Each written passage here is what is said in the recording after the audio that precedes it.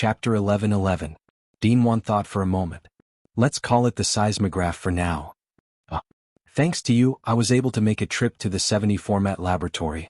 I more or less gained something. This was the truth. However, Luonan rarely talked about this information with Dinwan. He just had a tacit understanding in his heart. Suddenly speaking of this aroused Luonan's curiosity. I've never asked Din.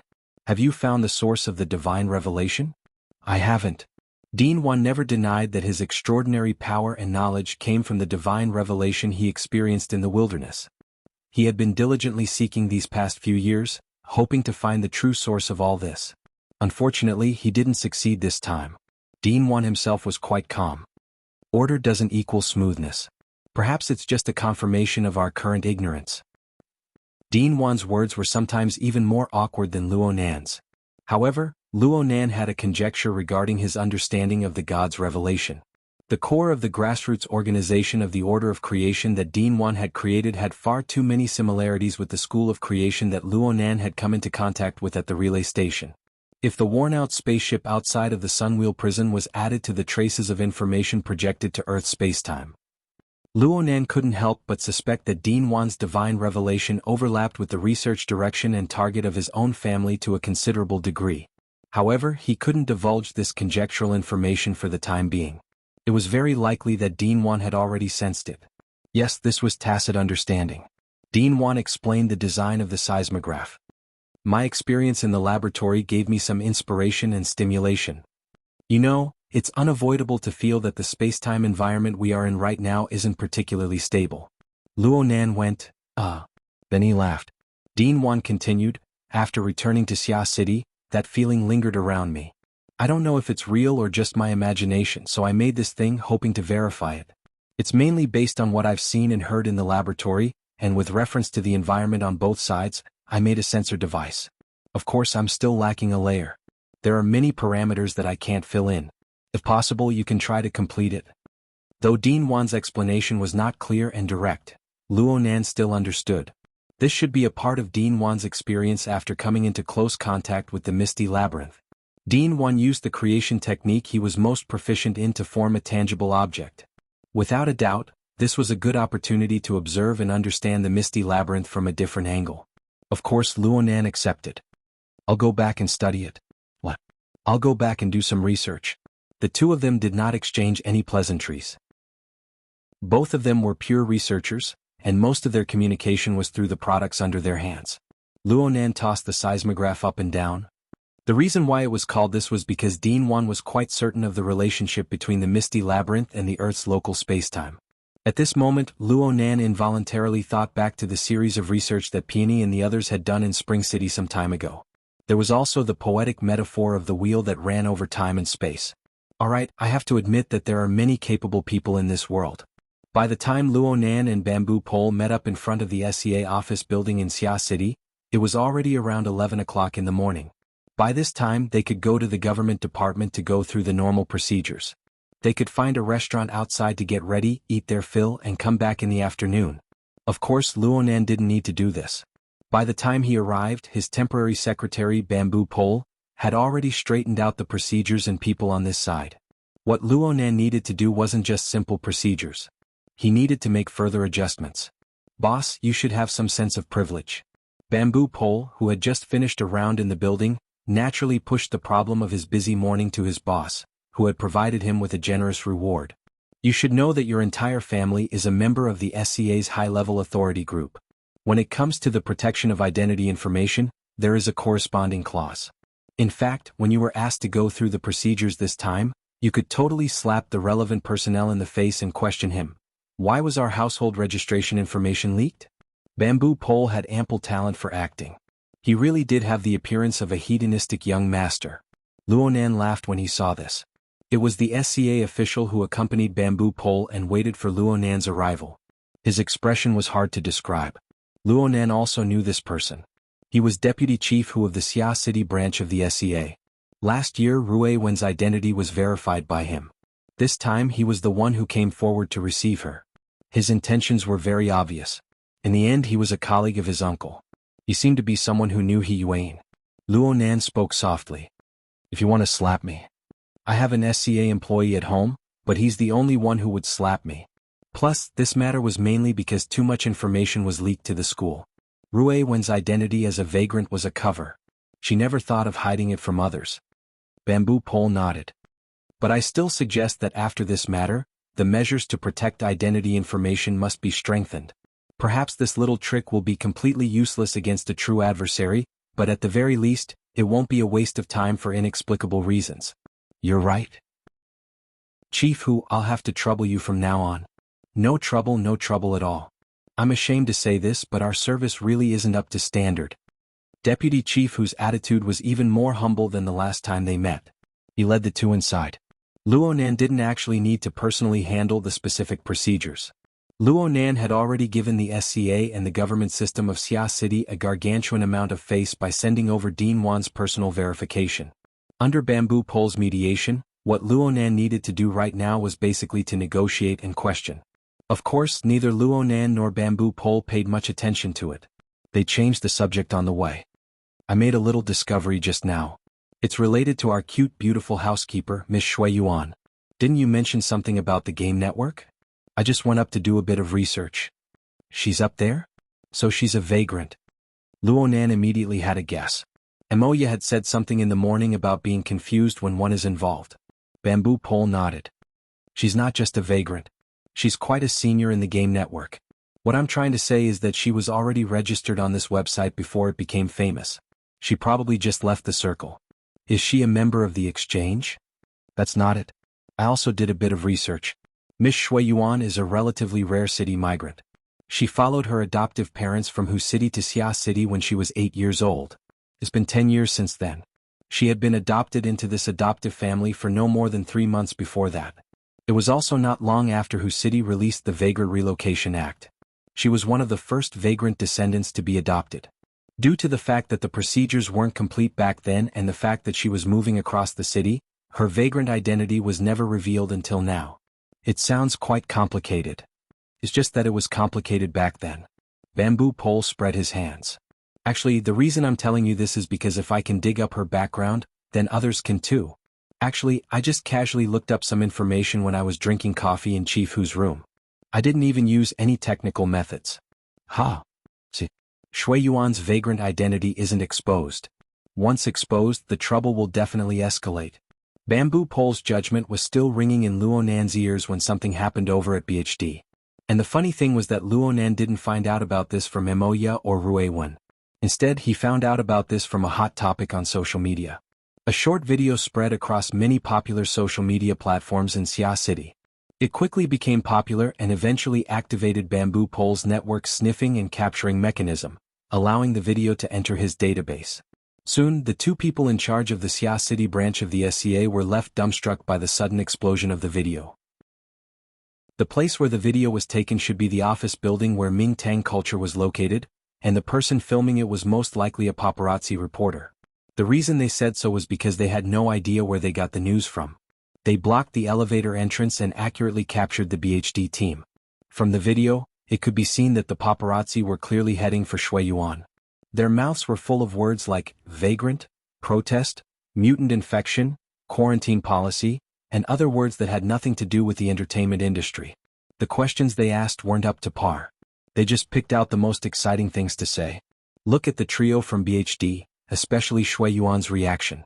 What kind of reaction could she have? The trio from BHD, who had just made some progress from being an amateur, had never seen such a spectacle before. Their beautiful faces turned pale for a time. They retreated and were completely blocked inside the elevator.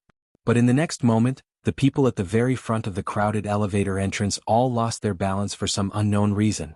Some fell forward, some fell backward, and a large number of people fell. And on top of the bodies that fell all over the floor was Rui Wen. It was without a doubt Rui Wen. It was unknown when she arrived at the front. She was the first one to break through the crowd from the elevator. She crossed the chaotic area on the ground and led the trio from BHD as well as Emoya and the others, to quickly break through the encirclement. No, it wasn't accurate to say that they broke through the encirclement. They simply swaggered off. What's going on? Luonan was a bit stupefied. No wonder the internet was exploding. When celebrities from all walks of life were interviewed, all sorts of dark histories emerged one after another. But most of the time there were filters, inappropriate statements, covert insults and so on. It was truly unheard of for someone to overturn more than 10 people at once and swagger off like that. If it was a bodyguard, then it would have been fine to rely on brute force to commit murder. But the one who made a move in that instant was a little girl who looked to be a few years younger than the trio from BHD. What's going on? Luonan found Moya's number and called her. He actually couldn't get through twice in a row. When he finally got through with great difficulty, he was showered with these words. It's the ones you've seen on the internet. They're cool, right? Moya was clearly still in a state of excitement. If these words get passed to the reporters, you'll be an instigator. It's not that serious. We were just defending ourselves. Luonan learned more information from Moya's mouth. The reporters that had surged over were fine. They looked like a surging crowd with an extraordinary aura. But in reality there were only 2 or 3 reporters with interview permits, and they were all from unrated tabloids. If this was the case, then the agent who had been following them from the side was completely capable of controlling the situation. But Luonan never expected that these paparazzi reporters had actually been summoned by some anti-fans. That's right. A good portion of the people who had tried to rush into the elevator were of this status. Especially when there was an extremist mixed in. An unknown liquid mixed with paint was found on his body. There were also blades and the like. This solved one of Luonan's doubts. No wonder Ruewen took the initiative to make a move. It was said that this person was originally a fanatical fan of Shui Yuan, but at the same time he was also an extreme anti-vagrant member. Shui Yuan's registration on Youyin clearly pricked his paranoid and fragile nerves. He gathered with other anti-fans and summoned paparazzi to set up this trap. It couldn't be said that he was completely brainless, but this method of doing things was really hard to evaluate. Luonan didn't feel like wasting even a second on this kind of person. He was more concerned about the aftermath of this matter. There were far too many people involved in this matter. Ruewen, Moya, and the trio from BHD all appeared on camera in this matter. And from the perspective of the people in the entertainment circle, this sort of sharp rise in negative popularity was absolutely not a good thing. Luonan and Bamboo Pole glanced at each other. Bamboo Pole had just walked through Luonan's online information database. Bamboo Pole turned to reveal a serious expression. A dam of 1,000 miles can collapse because of an ant's nest. Without a good beginning, the entire matter is destined to be utterly terrible. Look, this is the trouble caused by you people letting the high-level privileges go unused. Luonan shook his head and directly got up. You guys talk. I'm going to take a few calls. This short video began to ferment in Luonan's circle of friends and relatives in the time it took to make a few phone calls. Many people, including Luonan's aunt and uncle, called to inquire about the situation. There were even more calls from Moya. There was no need for a professional like Bamboo Pole to make a move in the group of friends. Information regarding this matter came from various social media and various other online platforms. All of them were gathered in an endless stream. The focus of the matter had clearly shifted. The attention of the masses of netizens didn't have the patience to investigate the complicated background. Who was Shui Yuan from the BHD group? Why did they dare to do such a thing? Why did they do such a thing? It would be hard to get any results without waiting for a few days. The true focus came directly from the video. Who was that young woman who overthrew the reporter and swaggered off? And then a certain busybody took a screenshot from the chaotic video. The popularity of this matter began to rise sharply. The main character of the screenshot was Ruewen. The focus was on her actions, but the core was her eyes. That cold and even empty gaze of hers when she overthrew the reporter in an instant. Even someone like Luonan, who knew her inside out, felt his heart tremble when he saw it. Of course, the essence of everything was still her appearance. Although Ruewen wasn't the stunning type, her skin and bones were excellent. Moreover, she possessed a body and soul structure that exceeded that of a normal person's level of life. She was truly a flawless beauty without any blind spots.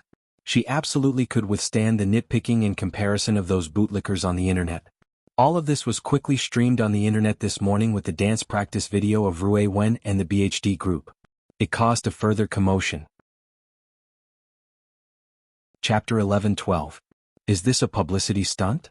The amount of information about the demon-eyed woman on the internet had been fluctuating, but it maintained a certain level of popularity and did not stop for a few days. As a result, Zhang Yingying, who had been concentrating on the godson raising technique, couldn't help but wonder and sigh when she handed in her homework. Don't you have a limit? This isn't normal. The general public would only find it abnormal if there's a restriction, right? Zhang Yingying was quick-witted and immediately grasped the key point. You're letting this go? It's just tacitly allowing some people to add fuel to the fire. Understood. Protect that long-legged snow garden and divert the public's attention. No wonder Mingtang Culture's statement was so vague. That makes sense. Otherwise, you guys might as well just leave the SEA's high-clearance group. It's useless. Speaking of which, you guys are throwing Ruiwen out to attract firepower. It's alright. The comments online about Ruiwen are relatively neutral. We've also asked for her opinion. Ruiwen doesn't really care about such things. Instead, she's been practicing with Shui Yuan and the others for a longer period of time. In reality, this wasn't a big deal. The storms of the secular world couldn't affect them at all. At least, a considerable number of people thought so, including Zhang Yingying. The problem was, it wasn't just the secular world. The news had also caused ripples in the inner world. It had only been a little over half a year since the big incident of Miss 2 out of 1,000. She could have become a world-class tycoon in a single leap, but in the end she had fallen into the so-called trap of opportunity of an extraordinary. This incident was still fresh in many people's minds. Needless to say, Luo Nan was one of the main characters of this incident. He was currently setting off a tsunami of impact in the world. The combination of legend and gossip was so perfect that it was hard not to attract people's attention. You have to pay attention. I heard from the boss that the Starry Sky Club has already received several rounds of inquiries regarding Ruiwen. They're using the same old trick of 2 out of 1,000. They're probing and provoking. Yes, I know. They want to bind Raven to the value of the deep blue world as a key to open the door. Well, actually, I'm a key too. Luo Nan began grading Zhang Yingying's homework. He wasn't interested in this matter. In fact, he received the news earlier than Zhang Yingying. After all, he was a member of the Starry Sky Club in name. I understand. Zhang Yingying sighed. What an annoying label.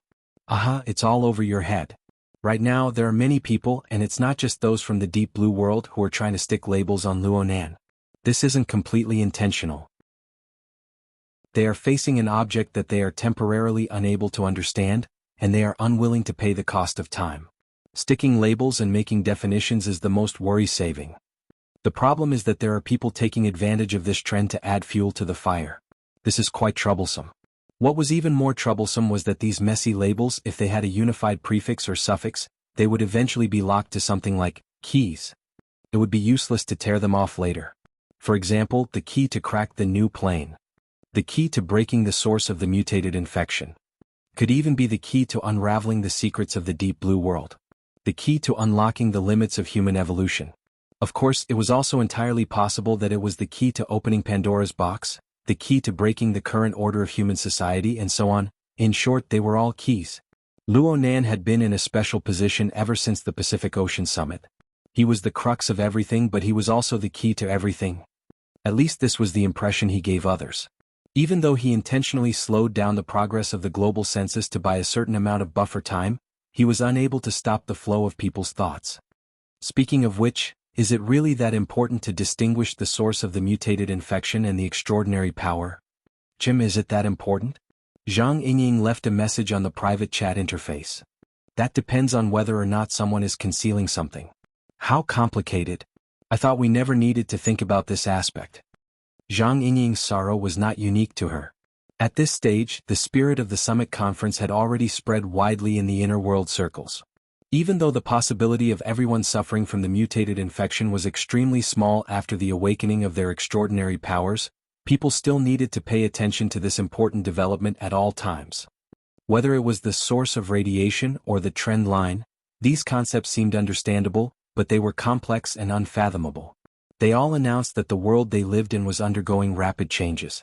They needed to work hard to adapt. However, a considerable portion of people still followed the trend and advanced. If we don't do well, we'll become the enemy of the entire world. Think on the bright side. The entire world might be convinced. There are far too many inconceivable things on Earth. There's no need to talk about it in the universe. Let's talk about what's happening right now. Who would have thought that you, Sister Yingying, would walk the path of a breeder and never return? Protruding? I'm praising you. Luo Nan's attitude was very sincere. This was because the homework Zhang Yingying had handed in, or more accurately, the dumb sand breeding diary, was getting better and better. She was already quite clear about the special aggregation mode of dumb sand, which seemed to be an accumulation of sand. She even began to suspect that this aggregation mode was a reflection of some sort of external structural state. That's right. Dumb sand was highly related to the magneto-optical mica. Though the magneto-optical mica was rapidly growing in the past few days, and the disturbances it brought to dumb sand were a bit too frequent, Zhang Yingying was able to capture this abnormality under the premise that she was severely lacking in information. She was able to form an accurate judgment. This was quite amazing. And in today's homework, Zhang Yingying had even begun to consider searching for other order fulcrums for dumb sand to serve as backup. She wanted to volunteer herself. In fact, this was very much in line with the idea of the fantasy school's artificial fantasy breeds, to transfer control, the kind that went straight to the core. I have to say, Sister Yingying, you really have an extraordinary acuity in this field. Just say it's talent. Yes, it is indeed a talent. In the domain of configuration and superconfiguration, talent was also very important.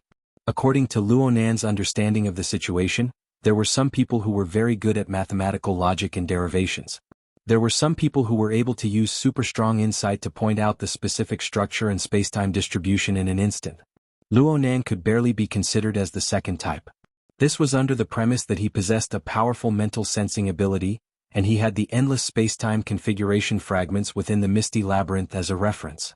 To be honest, it was the selection and analysis of a large amount of valid data, and it was forcefully fed. Zhang Yingying, on the other hand, did not have a strong foundation and conditions like him. Under such circumstances, she was able to repeatedly grasp the key parts of the dumb sand's growth process, had her own ideas, and effectively form a positive interaction with the dumb sand while still lacking a lot of knowledge. Other than talent, there was no other explanation. Chapter 11:13. Forgive Luonan for being biased. From his perspective, White Rainbow was an innate ability that had yet to push Zhang Yingying to B rank. There was no way it could be mentioned in the same breath as her outstanding talent in configuration and superconfiguration. Did Her Majesty Empress Wu make an error in judgment? Similar thoughts surged into his mind once more. Luonan did not use the fact that Earth lacked configuration before he came into being, especially the theory of superconfiguration. From his perspective, this shouldn't be a problem for Her Majesty Empress Wu. Forget it. I don't think. Luonan had already graded Zhang Yingying's homework and discussed a few specific details. In the end, he asked, "Do you want me to open up an experimental area for you in the Bloodwill Rings fortress?" I see that you've already begun to consider the problem of a simple configuration systematic aggregation, but you don't dare to perform overly extreme experiments on dumb sand. Then you'll need to find another suitable target. Zhang Yingying used exclamation marks to express her emotions. Are you going to use the people of the branch as lab rats? Are you going to bring the Bloodwill Rings fortress to life? Just from this question alone, it could be seen that Zhang Yingying had a plan in mind. She had captured Luonan's train of thought. It shouldn't be too difficult to use the Bloodwill Ring as a basic unit to create a simple consciousness system. After all, the structure of the Bloodwill Ring is simple, and the investment in soul strength is limited. There won't be any problems.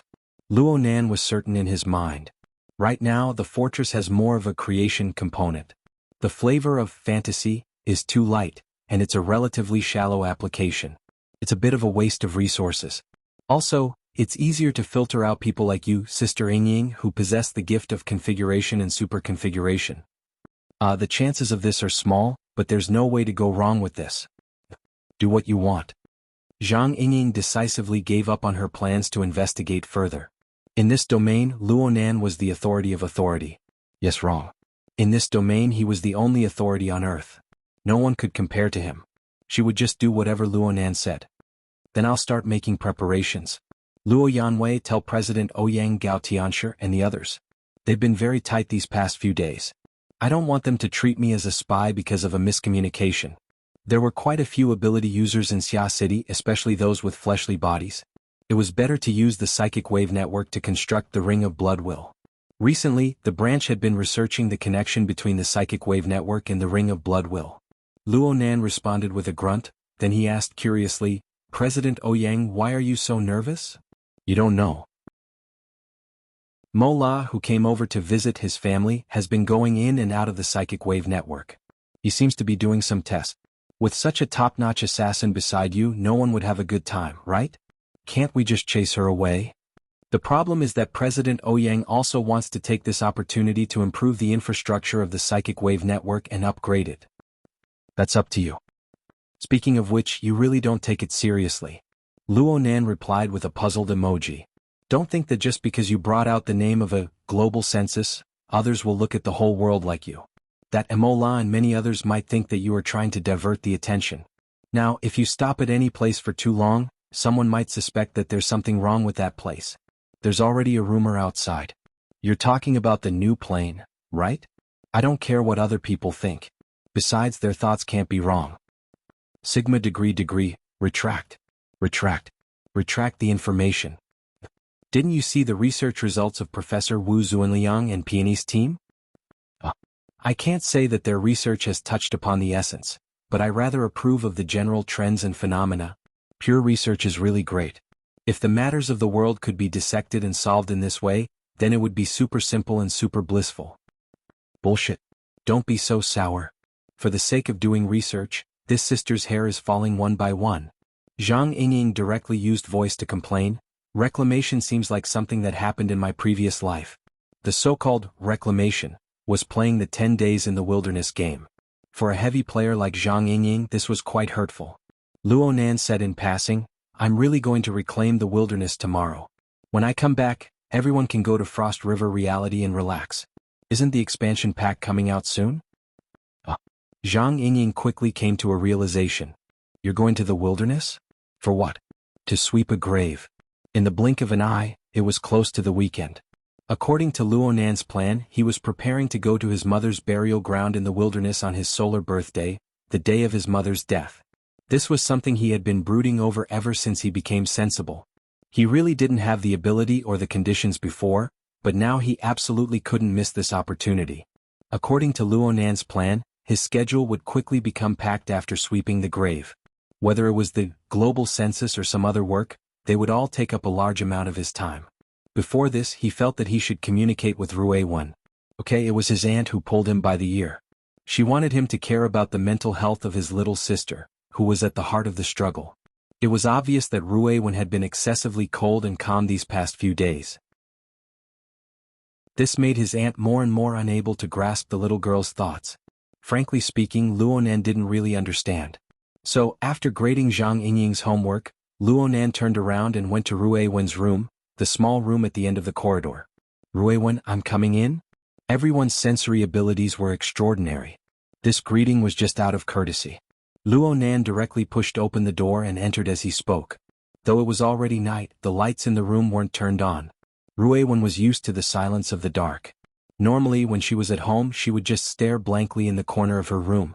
Right now, this sort of time was becoming less and less frequent.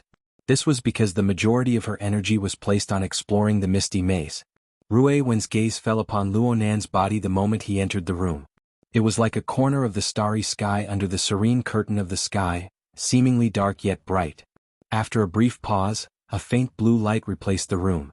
It was the light of the virtual work area. Today I've discovered something. Luonan discovered very awkwardly that it would be very difficult for him and Ruiwen to have a heart-to-heart talk to continue.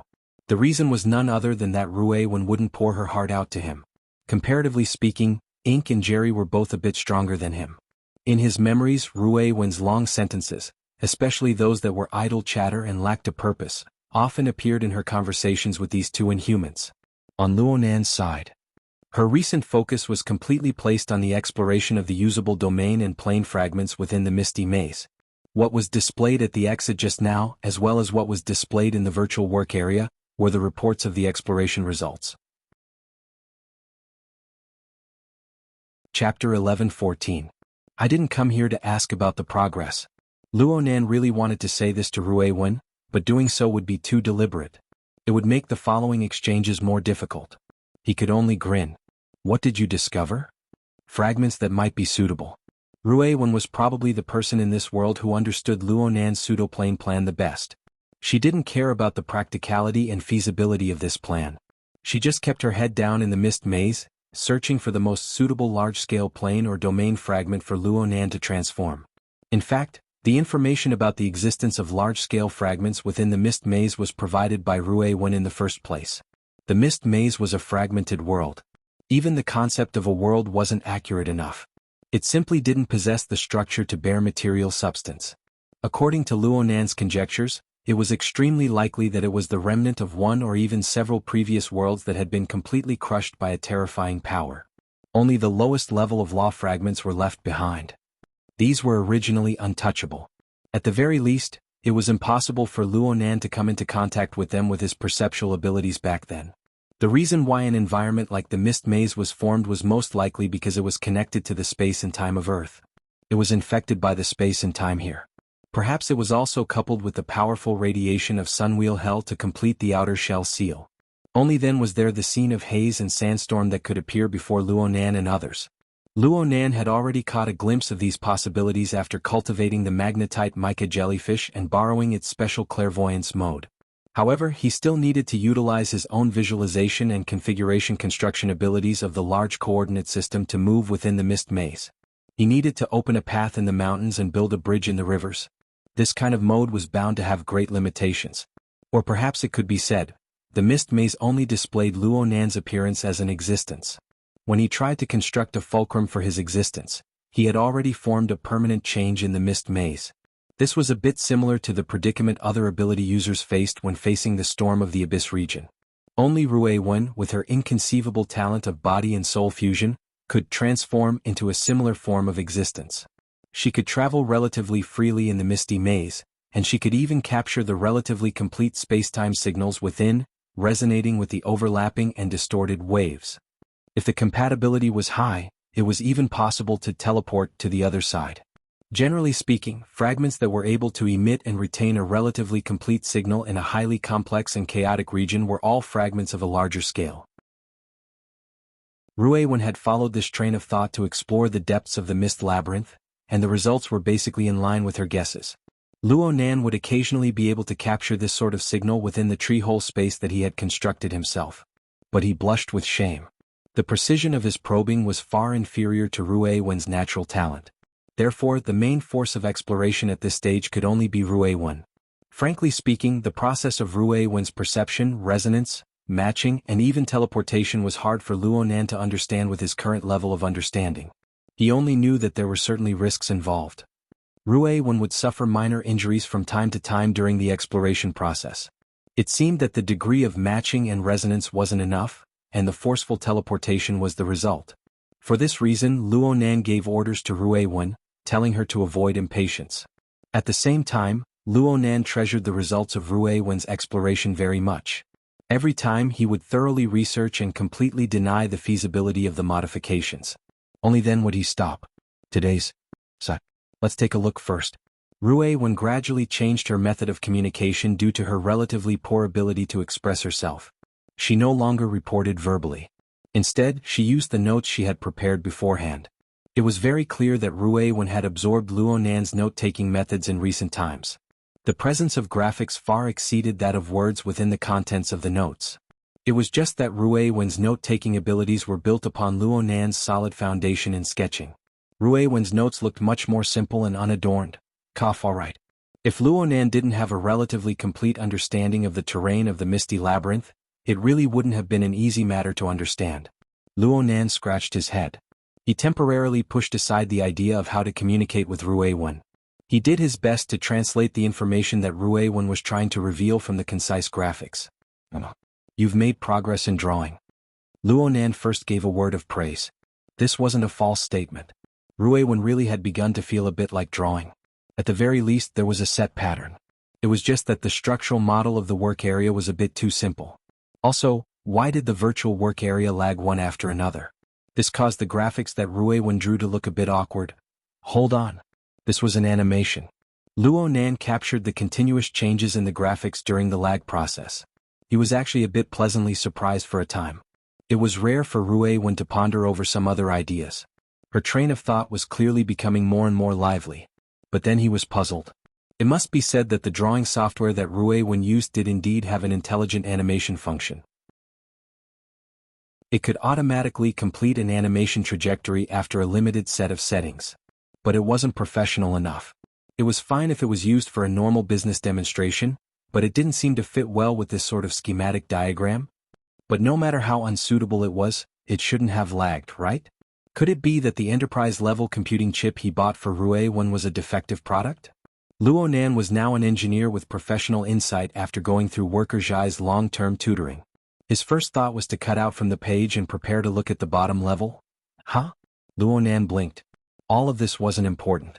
The page that appeared wasn't the simple desktop that he expected. Instead, it was unexpectedly garish.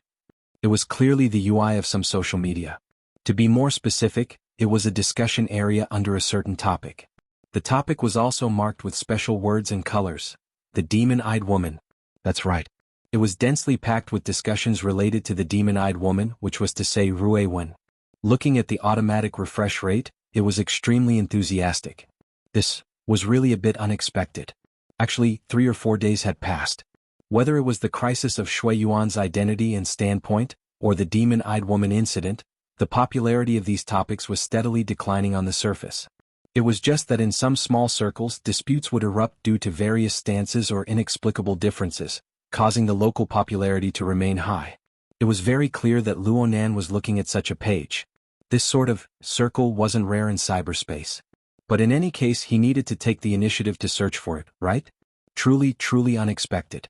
So it turned out that Ruewen paid a lot of attention to this sort of matter? Luonan looked at Ruewen and Ruewen looked back at Luonan.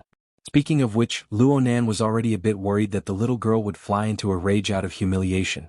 But when their eyes met, all he saw was pure and serene. On the contrary, Luonan was a bit embarrassed.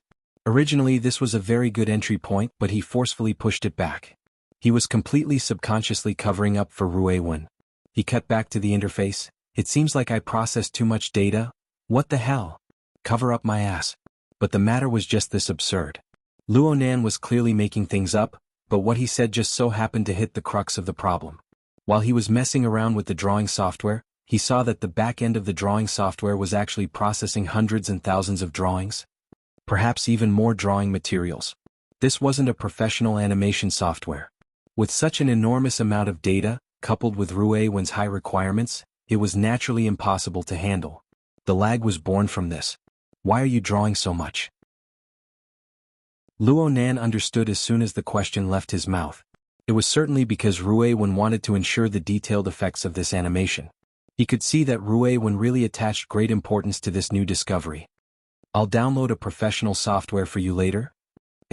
Instead of messing around with the software, it's better to go check it out on the spot. Ruewen nodded, then she stood up. No, not now.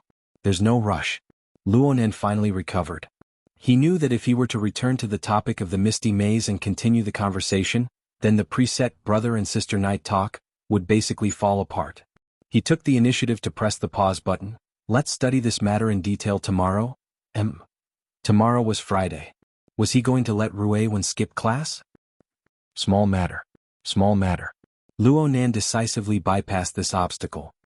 He truly brought out the words he had already figured out.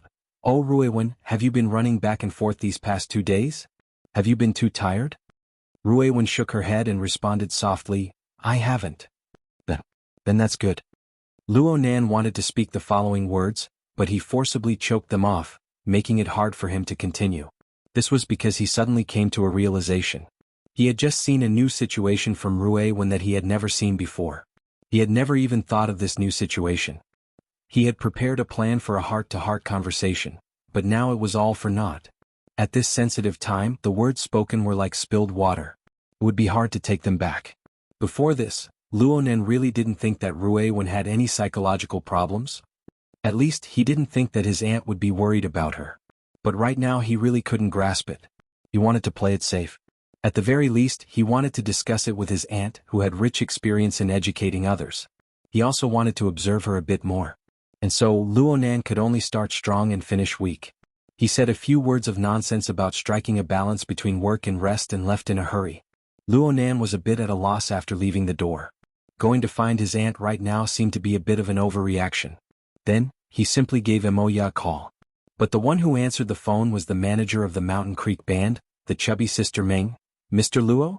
Emoya and the others are performing. They transferred their signal to me. Is there something you need? Oh, I forgot. It's nothing. Only now did Luonan remember that Emoya wasn't home tonight. She had a performance assignment. Luo Nan hung up the phone and stared blankly for a moment. He hesitated for a moment, but he focused his mental senses on Ruiwen. From his perspective, this wasn't a big deal. He didn't do this in the past because he wanted to protect his privacy. He didn't want to make things awkward for Ruiwen with her own outstanding perceptual abilities. But now, through the special clairvoyance mode of the magnetic photon mica jellyfish, he shouldn't be able to sense it, right? Ruiwen shouldn't care even if she did sense it. Well, she wouldn't. Luo Nan cast his gaze over after completing the relevant mental preparations. Ruiwen was still sitting in the corner of the pitch-black room. She maintained the same posture as before, but her eyes were closed. The virtual work area was off. That's right. She didn't need to display it, so of course there was no need to keep it on.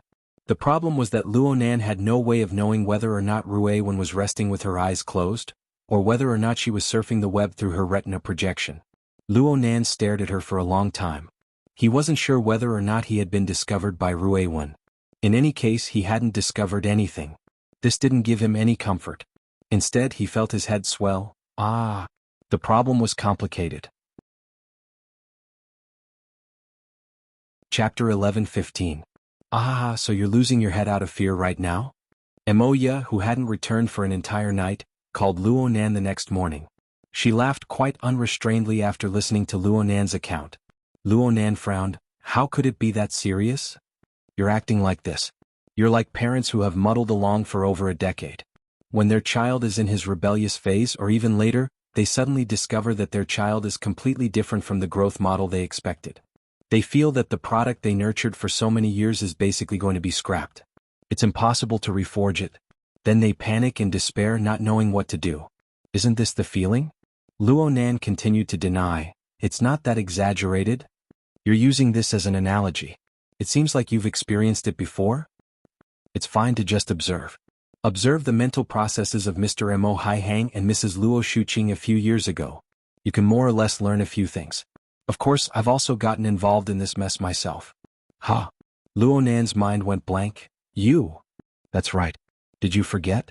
I'm the one who provided you with the Dream Fund. I funded a 10-year-old kid to do a drug experiment. Even though the results are pretty good and the return on investment is super high, I was quite anxious when I recovered from my second Chinibyu. So your funding was the choice of a Chinibyu? Could it not be? In order to take care of your so-called dream, there was an extremely high possibility of harvesting a younger brother who overdosed on drugs and died. Just thinking about it makes my hair stand on end, okay? As Emoya spoke, she also sighed. From this point, I can understand your current feelings. Thank you, little brother. You've worked hard. Emoya soon laughed. How should I put it? I still feel like you're overreacting. Even though you may be the one with the most power in the family, you don't need to burden yourself with Ruiwen's matters. You need to know that the loss of her memories before she entered the family wasn't caused by you. Even though she was brought into the family by you, you're just an older brother in terms of family ethics. You're not a parent. But Aunt? She certainly wants you to take responsibility, right? You might really be the person that Ruiwen wants to be close to the most. Even 10 sentences from others can't compare to a single sentence from you. But you still have to look beyond the surface to see the essence. Did my mother want you to be the head of the household? Come on, they still have a long way to go before they retire, and they're the kind of people who worry a lot. How stupid can they be to let you be the leader of this family? There seemed to be someone laughing beside Emoya. You should be a woman. But Luo Nan wasn't in the mood to pay attention to these things. He just pulled the corner of his mouth. Then what does Aunt mean? She only wants you to look inward and arrange a mission for you at home so that you will have a sense of belonging as a family member, instead of being a so-called world-class expert who goes to the upper class for no good reason and considers the life and death of mankind every day and night. Emoya concluded, this is a scheme, a family scheme. You're right. Luo Nan pondered for a moment and felt that it made some sense. But he soon came back to his senses. But aren't you off topic? What you've said to me, I admit it's reasonable, but Ruiwen, what's the situation? What should I do? This? Emoya was clearly stumped. When all is said and done, you don't know. I only have you as my experience and inexplicable success. I'm going to take this out to deal with Ruiwen. Let's not talk about anything else. Can you be at ease?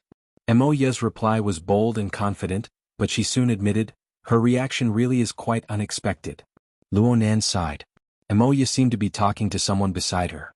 A short period of time passed before she spoke again. Don't think too much right now. People like you will go overboard when you think about things. But it's not necessary right now. It's best to observe first.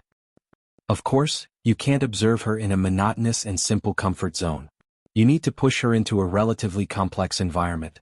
My mom is more proactive than you in this regard. We don't blindly believe in Rue Wen at this time. We believe in the ability of this family to protect her. Luo Nan went, oh. Besides, there's still you. Even if there are some problems or accidents, you'll definitely be able to fish her out in time, right? Definitely. Luo Nan still had this sort of confidence. Then it's settled. You don't need to worry about Rue when suffering any psychological trauma or the like. A person's character is often warped and expanded under layers upon layers of obstacles. In the end, it is molded. Some people are simply chiseled with knives and axes. From childhood to adulthood, from birth to death, they are all molded and changed. Isn't this an unavoidable process? The process of molding a character isn't a disaster. Even molding a freak isn't counted. Only by completely negating its existence from its roots. That's it. Luo Nan blinked his eyes. Even though it's great reasoning, it sounds pretty good. So please seriously consider whether or not Rue Wen wants to seize this opportunity to make her debut. It's nothing. What I'm saying is that you can first observe her situation in the school environment when she's not skipping class. Right now Luo Nan was sitting inside gear on the north bank. He was sitting in a leisure booth in the public activity area at the edge of the sandbar waterway. He was speechless for a time. How could he explain the fact that Rue Wen had blatantly skipped most of her morning classes and was already heading in this direction to meet up with him? Forget it. Luo Nan slapped Jerry's head, who had popped out from who knows where. He decided not to think about this sort of lousy matter this morning. He hung up the phone and drank the fruit juice on the table in 2 or 3 gulps. He asked for another cup for Rue Wen, preparing to pack it up and take it down to the underground laboratory. This little girl shouldn't like to be in front of people? Luo Nan was absent-minded for a moment. Was this shouldn't what he was thinking? No matter what, he shouldn't verify this matter for the time being. Brother? Nan. Someone suddenly greeted him. When he said brother, he was clearly a bit restrained. This was mainly because he was in front of people. Luo Nan actually greeted Senior Tian, in a very natural manner. The person who came was Tian Chi of Acumen College's Advanced Teaching Department. He was also Senior Tian Xi's cousin, and he was older than Luo Nan by 3 to 4 years. He called Luo Nan brother in his heart. After all, he was a child who had been beaten up by the reality of society. He just couldn't wipe his face off in front of people. However, Tian Chi's gaze followed the illumination lights and cast into the bottom of the lake. He saw the enormous devil ray swimming lazily in the deep waters, and his greeting became even more sincere. Brother Nan, it's been a while since I've seen you in the society. I heard you took a leave of absence from school? Yeah. I've been running around a bit more lately. Even when I come, I usually go to the laboratory. I understand. Tian Chi's gaze unconsciously glanced at the devil ray at the bottom of the lake. Actually, many people in the Mystic Arts Research Society knew that this dangerous mutant that had been tamed disappeared for a period of time last month. It only returned at the beginning of this month. There were even fewer people who knew that the main character of the video of the devil ray flying through the sky that had been wildly popular in Xia City at the beginning of last month was probably the devil ray at the bottom of the lake. As for the highly blurry figure in the video, forget it. He didn't dare to think about it. Though he didn't dare to think about it too deeply, Tian Chi still unconsciously moved closer when he saw Luo Nan. It was good to say a few words. Luo Nan's polite attitude made his nervous state of mind ease a bit. Right when he wanted to chat a bit more, he saw Luo Nan wave his hand behind him. The fat-headed and big-eared Jerry had leaped out a bit earlier than Luo Nan. Tian Chi turned his head and saw Rue Wen appear at the entrance of the public activity area.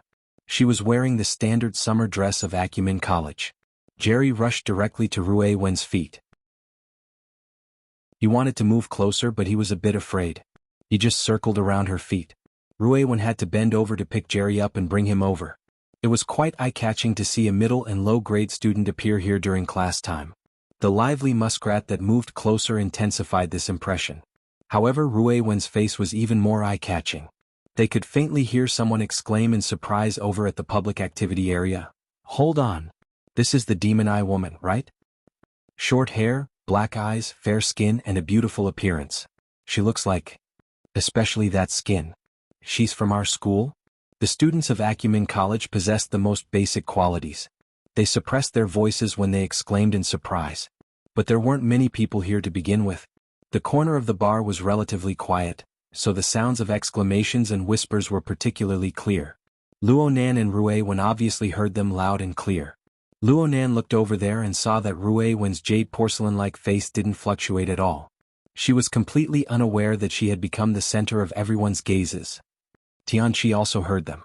He knew of this fact earlier than the vast majority of the people here, even though he and Ruewen had only met a few times. He grinned and took advantage of the fact that Ruewen hadn't come over yet to come closer. He whispered, "There are quite a few people who are crazy about Ruewen in the society. It seems like some people have already guessed it. I heard that OK has already gotten someone to inquire about Ruewen's contact information." "OK? Oh, it's that vice president." Luonan's impression was that he seemed to be a rather pretentious young man. As for Ruewen's identity being leaked, it wasn't strange. After all, this little girl was a frequent customer of the Mystic Arts Research Society. Her appearance and temperament were especially outstanding. It was very normal for her to leave an impression on others. Luonan smiled at Tianqi. "Ruewen's here. Let's go do an experiment. We'll talk next time." "Sure. You busy yourself." Tianqi was already very content to be able to exchange a few words with Luonan. He saw Ruewen walk over with Jerry in her arms. He stood up and helped her pull out a nearby chair before leaving. However, Ruewen didn't have any intentions of sitting down. She just looked at Luonan. Luonan wanted to chat with her some more, but when he saw the little girl's calm and wooden expression as well as the drinks that were already packed in his hand, he sighed in the end. "Let's go." Luonan and Ruewen didn't do any experiments in Gear's underground laboratory.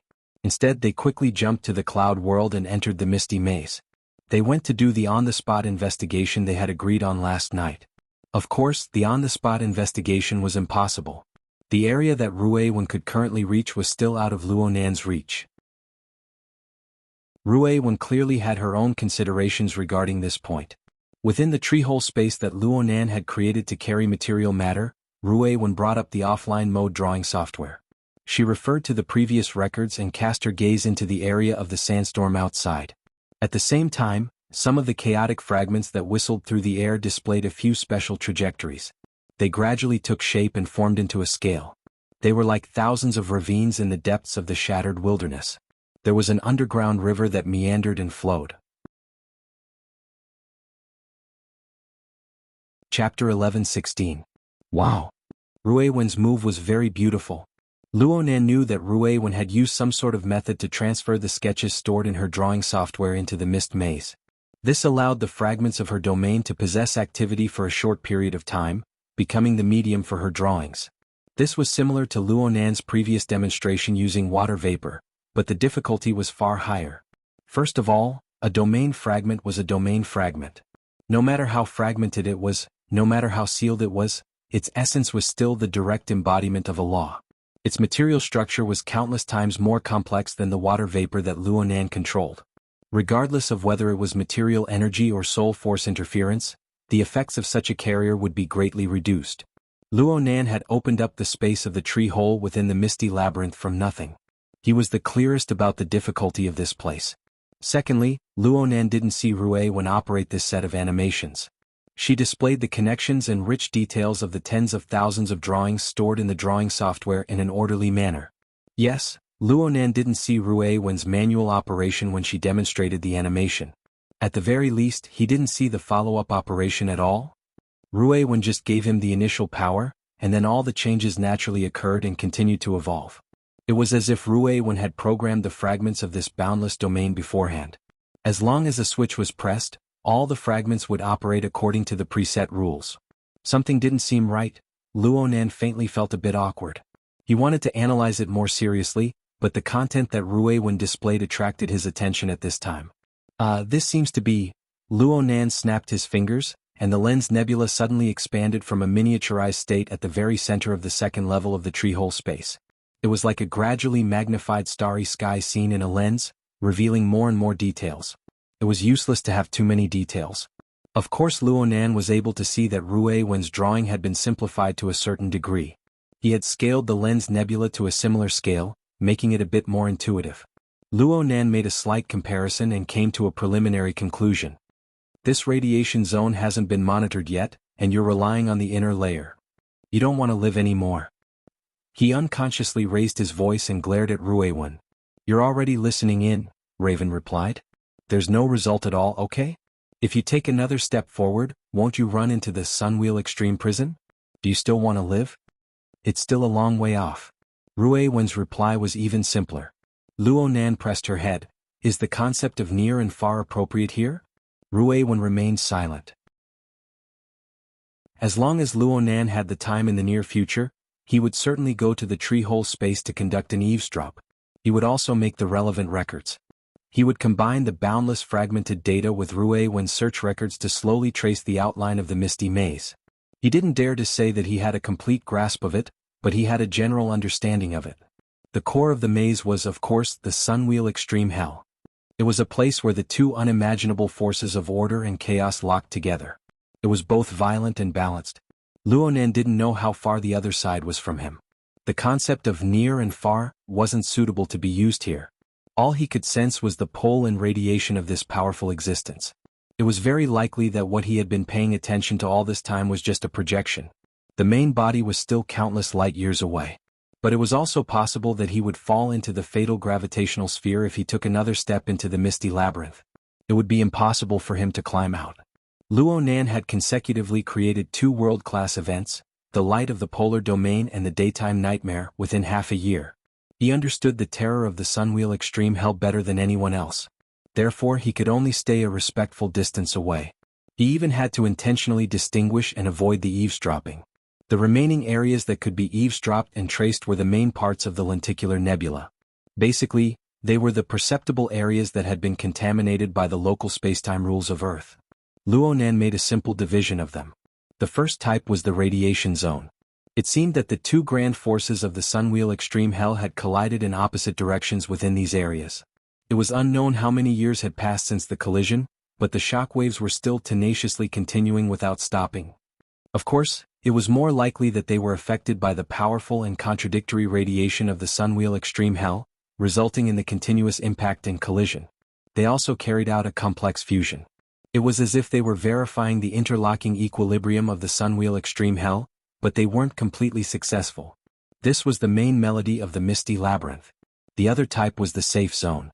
Luo Nan's Luo clan's sandwich domain, which bore the space of the tree hole, was located in the relatively quiet periphery. These areas were clearly affected by the local spacetime of Earth. They were the main forces that collided and formed the cloud world. Currently, they could be considered the underlying structure of the cloud world. Strictly speaking, the distribution of this structure didn't have the concept of up, down, and four directions. The division between the inside and the outside was very blurry. It was highly complex and highly distorted, going against the daily experience of humans. It wasn't even easy to describe. The lenticular nebula only displayed a distorted projection. In essence, it was still a database. A deeper analysis was needed. Luo Nan's daily eavesdropping on the Misty Labyrinth was like a passive radar. Although the amount of data he processed was large and there was a lot of noise, he was able to avoid making contact with the Sunwheel Extreme Hell. He did the basic work bit by bit. It was solid and safe. He wasn't the only one who was safe. Ruewen was safe as well. As long as he was effectively eavesdropping, the little girl should be able to come and go freely in the safe zone and even within the range of the eavesdropped on the radiation zone with her ability of body and soul merging. From Luo Nan's perspective, Ruewen's reconnaissance shouldn't have been done with the mindset of taking risks and searching for treasures. Instead, she should have helped his eavesdropping to carry out verification. Actually, it was precisely Ruewen that allowed Luo Nan to take many detours. She reduced a large amount of useless work.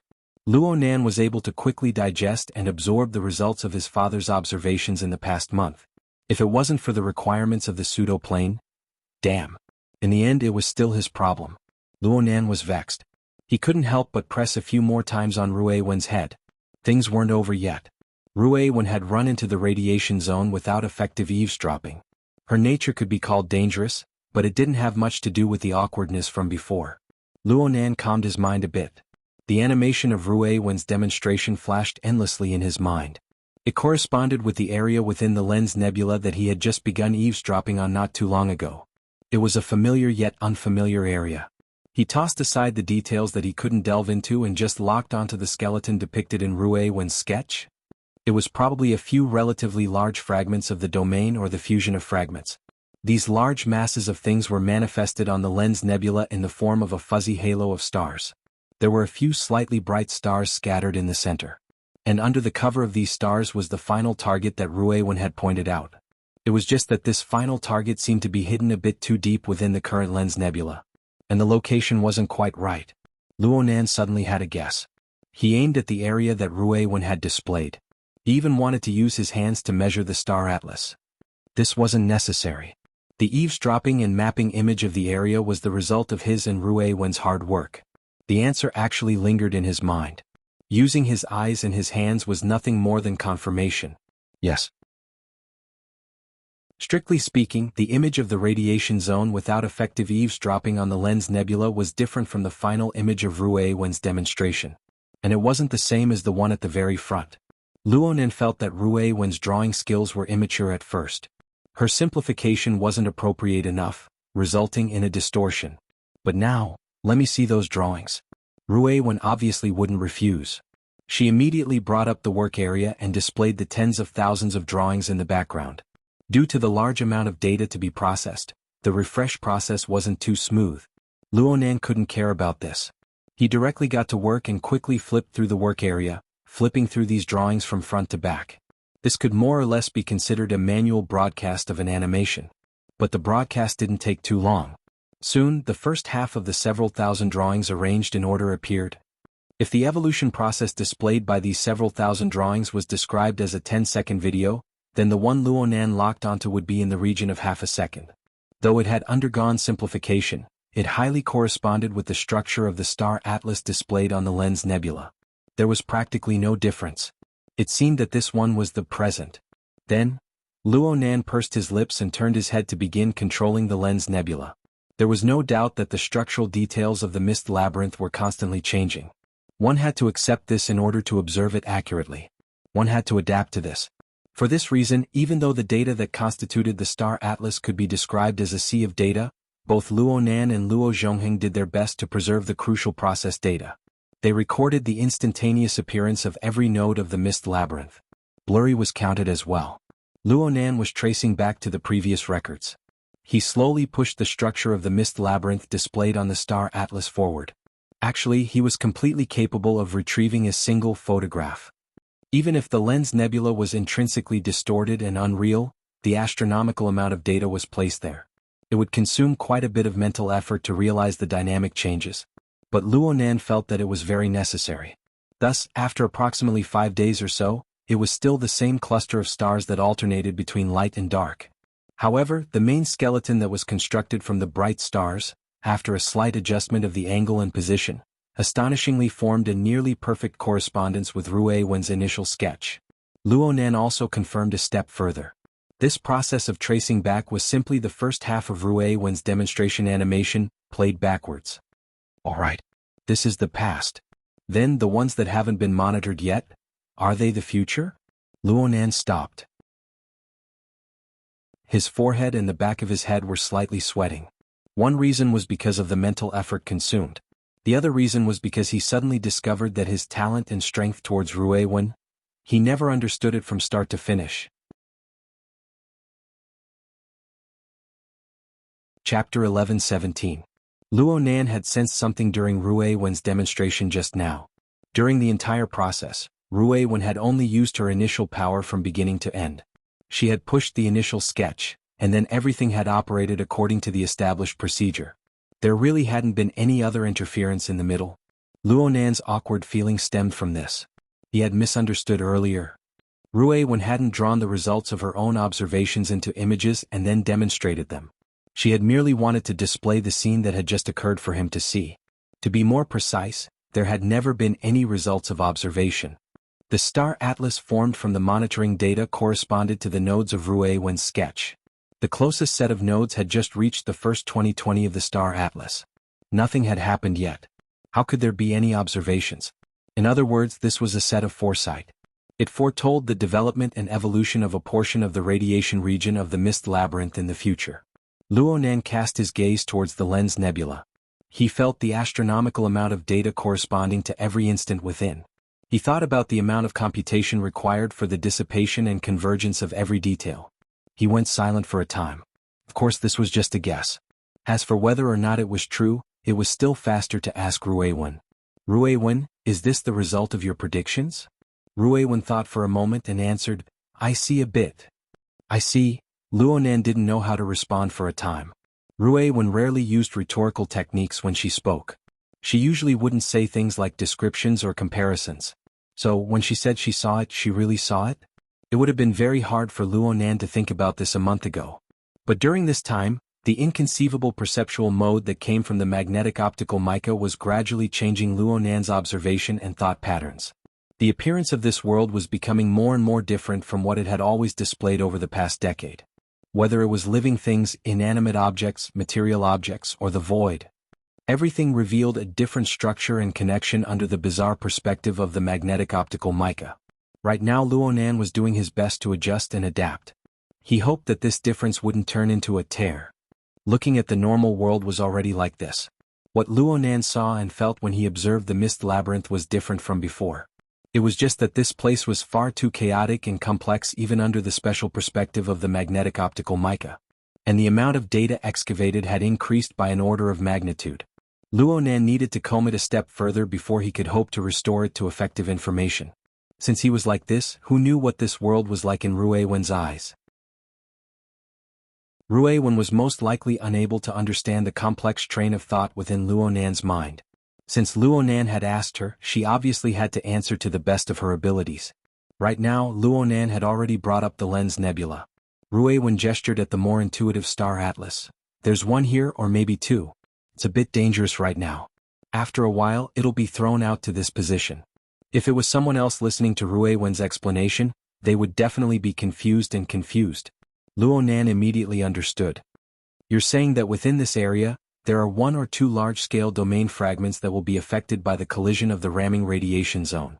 They will be thrown from a relatively deep location to a relatively safe area. They might be more suitable for remodeling? Ruewen nodded.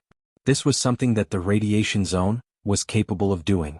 Such a phenomenon seemed a little counterintuitive at first glance. The center of the contradiction or the storm should have a stronger impact, and the remaining debris should also be finer. But the problem was that the mist maze, which was a special environment caused by Sunwheel Hell, could not be simply regarded as the result of the collision and explosion. What was displayed in the broken structure was a mutual restriction, mutual influence, and mutual distortion mechanism. The next step forward was order. The next step after order was chaos.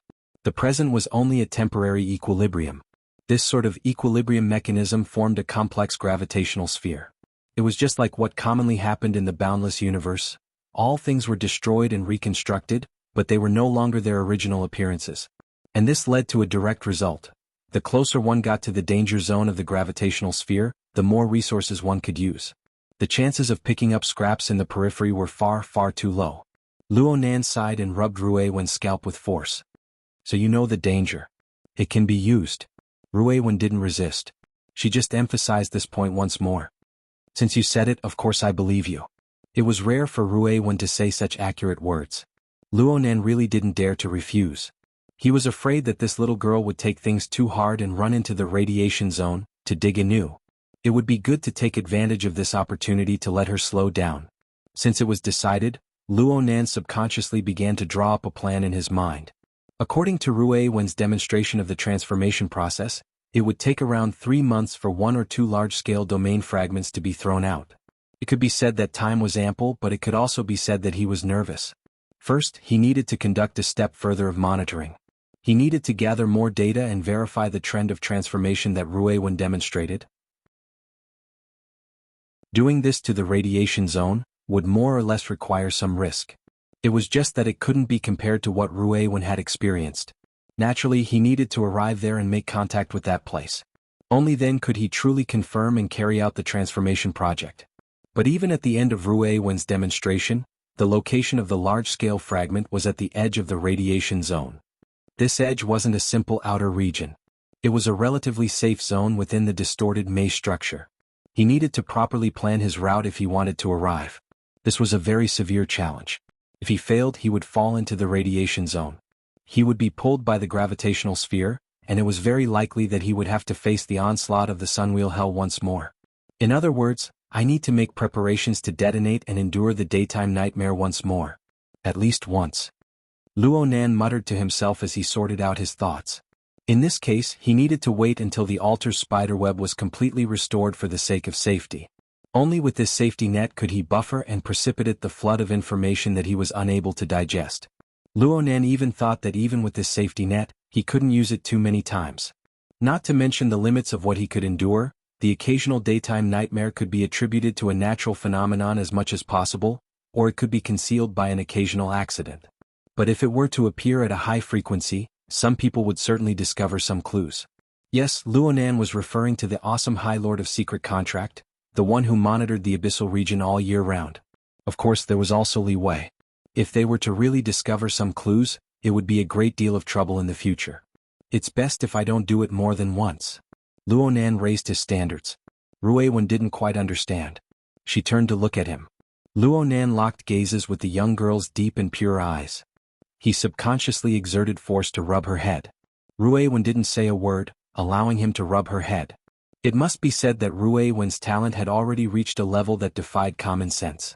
Though talent itself was a certain distance away from common sense, no matter how strong it was, it still needed to conform to basic laws, right? When a certain ability far exceeded the scope of a race's inheritance, far exceeded the prior perceptual regulations of a race. Even if it was a difference of one or more dimensions, it wouldn't be as simple as a folktale like the opening of Heaven's Eye. Sometimes, the fantasies of humans far exceeded the regulations of reality. But when these fantasies truly materialized and appeared before the eyes of people, she really was like a humanoid fantasy breed. This thought. It was too excessive. Luo Nan quickly rubbed Rui Wen's head twice, and the young girl tilted her head a bit doubtfully. Luo Nan increased his strength and revealed a smile to the young girl. But at this moment he couldn't avoid letting go of his thoughts.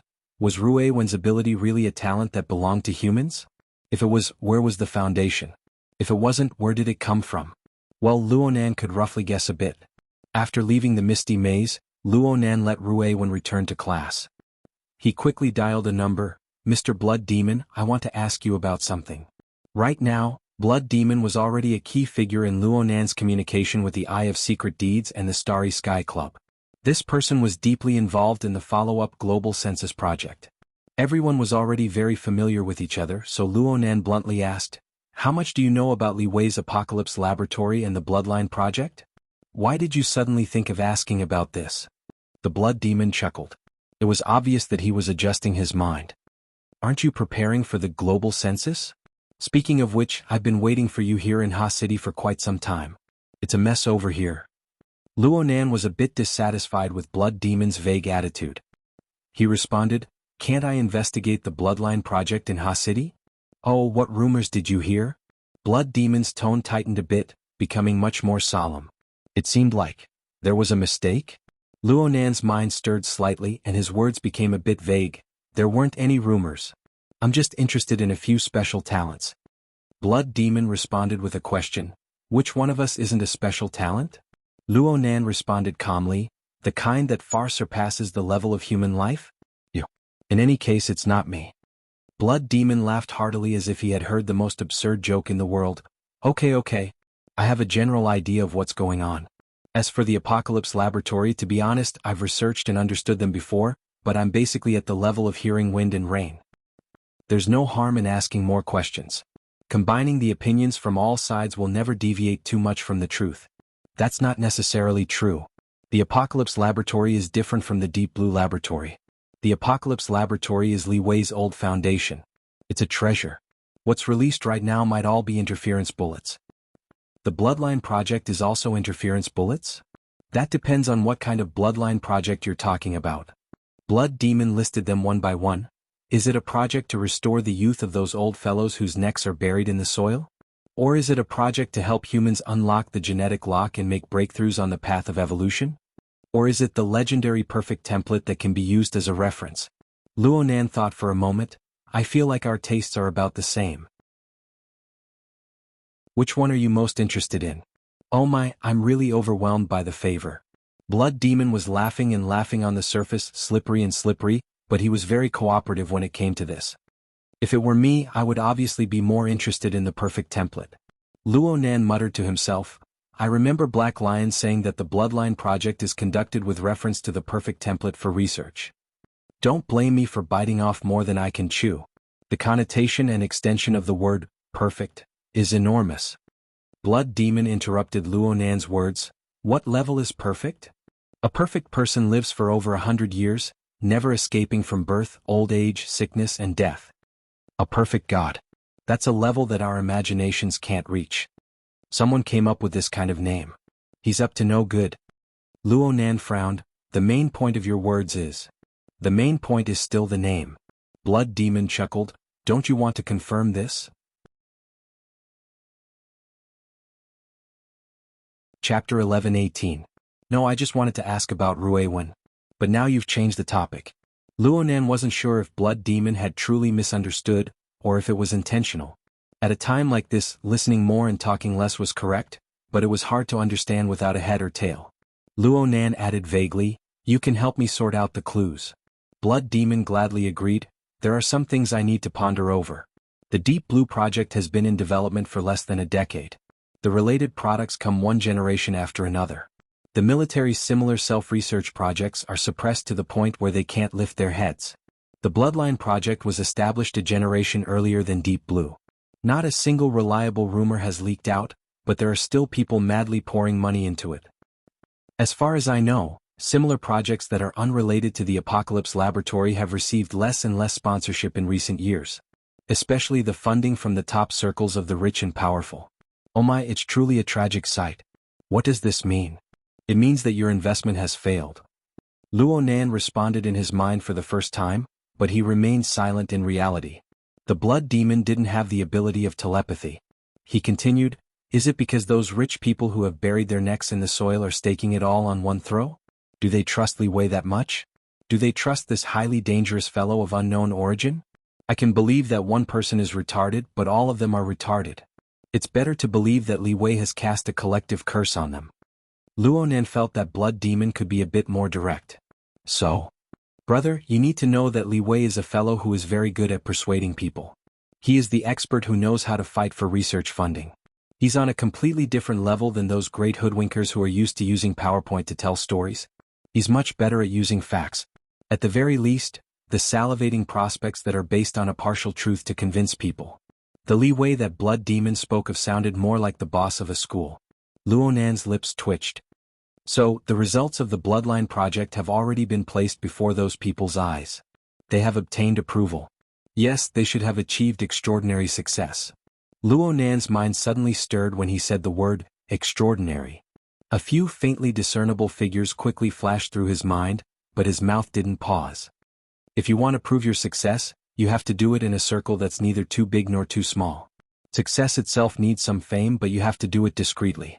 Most of the time you have to change your appearance. It's still success, but what they think of as success is different from what we think of as success. In the end, the Bloodline project is a project to study people. Its most convincing results are also people. Such as Ruewen. Luo Nan's understanding of the Bloodline project suddenly deepened by a level as he thought back to the matter of the 2000th young miss. That was how it was strung together. No wonder the Blood Demon kept mentioning names, after he suspected that there was a misunderstanding. It was true that only the names that were deeply related to the Bloodline project could prove the real value of the Bloodline project. If he added the keywords that caused the Blood Demon's misunderstanding, Ha City, which famous person in Ha City? Forgive Luo Nan for his shallow knowledge, but he only knew of one person. Apollyon. The one who was publicly acknowledged as one of the 16 strongest extraordinaries, the one who dominated the new continent, and the one who formed a restrictive contract with the High Lord of the Secret Contract, was actually related to the Bloodline project? In that case, what was the purpose of High Lord's Secret Contract's challenge? The background behind the scenes was much more complicated than what he knew. Luo Nan couldn't figure it out for a time. Naturally, he had to ask again. But there was no need to mention Apollyon's name at this time. The main thing was that he could feel that the name Blood Demon spoke of was not singular but plural. so he might as well speak a bit more openly. Mr. Blood Demon, I'll ask you this. There are less than 100 extraordinaries standing at the apex of the world right now. How many of them are related to the Bloodline Project? Or perhaps they were released by the Apocalypse Laboratory? These words lingered in Luo Nan's chest. Luo Nan's mind was truly awed when he actually said them. Li Wei's influence on Earth had already reached such a deep level? It was probably because Blood Demon had long since made up his mind. Luo Nan just laughed out loud when he pointed it out. From what I'm saying, anyone who is close to the Apocalypse Laboratory and Li Wei is a suspect. There's no need to talk about Wang Yong that day on the ship. It's possible that Tu Gu. Thousands of miles away, Luo Nan shook his head slightly when Blood Demon spoke of Tu Gu. But he didn't interrupt Blood Demon's words. Luo Nan continued to listen. A bit more extreme. After Li Wei took control of the Deep Blue World and established the Apocalypse Laboratory, any extraordinaries who are close to him are suspects. After all, the extraordinaries have only appeared for 30 years or so from the time they have grown to their current scale. It's not a short time, but it's far too fast when it comes to the level of human evolution. It's so fast that it feels unreal. It would be a bit easier for me to accept if someone was manipulating things from behind. This sort of thinking was really hard to accept, right? Especially when you're an extraordinary. Luo Nan's eyebrows jumped. This fellow Blood Demon seemed to have a carefree and uninhibited appearance, but his mind was unexpectedly a bit dark. You're quite confident in Li Wei. Oh, I just hope that you can take things a step further before you go to Ha City. After all, the entire world knows that you're competing with Li Wei. You can't not understand the weight on the other side before you go to the boxing stage, right? Blood Demon spoke in a candid manner. We can be considered to be on the same side right now. I have to do a bit of a reminder. A reminder that Li Wei's energy is beyond imagination? Luo Nan grew more and more suspicious that Blood Demon's misunderstanding today was intentional. This fellow seemed to have been waiting for such an opportunity. Blood Demon chuckled. Speaking of energy, I've thought of another example. You should know that the situation here isn't too good. Yes, I know. Though Luo Nan resided in Xia City, he was constantly paying attention to Ha City, the center of the storm of the mutant infection outbreak. He was even secretly drawing portraits of the large quantities of mutant-infected people in the city, establishing a model for the step selection of Phase 2 infected people. Plus, he had gathered all sorts of news and intelligence reports. His understanding of Ha City was no less than anyone else's. You understand the situation of Phase 2 and Phase 3 as well? It's very troublesome. Luo Nan responded simply. He searched for 2 more keywords: riots. Lack of food. Yeah, lack of food. Blood Demon chuckled. In modern society, words like lack of food, or the more serious term famine, seem to be extremely far away. But in Ha City right now, these words went from pure concepts to gradually becoming reality. Due to the mutant infection being completely out of control, the number of infected people in Ha City increased explosively. There were also large amounts of highly dangerous people who were transforming from Phase 2 to Phase 3. The mutant process of these people was already irreversible. Their primordial genes had collapsed and mutated. They were rapidly transforming in the direction of mutant species. This transformation process was extremely fast, and it involved a mutation on the fleshly plane. It was necessary to absorb large amounts of squandered energy in a short period of time. Such an energy requirement was destined to be impossible to satisfy with 3 normal meals a day. Therefore, the infected in this stage would transform into the craziest of predators.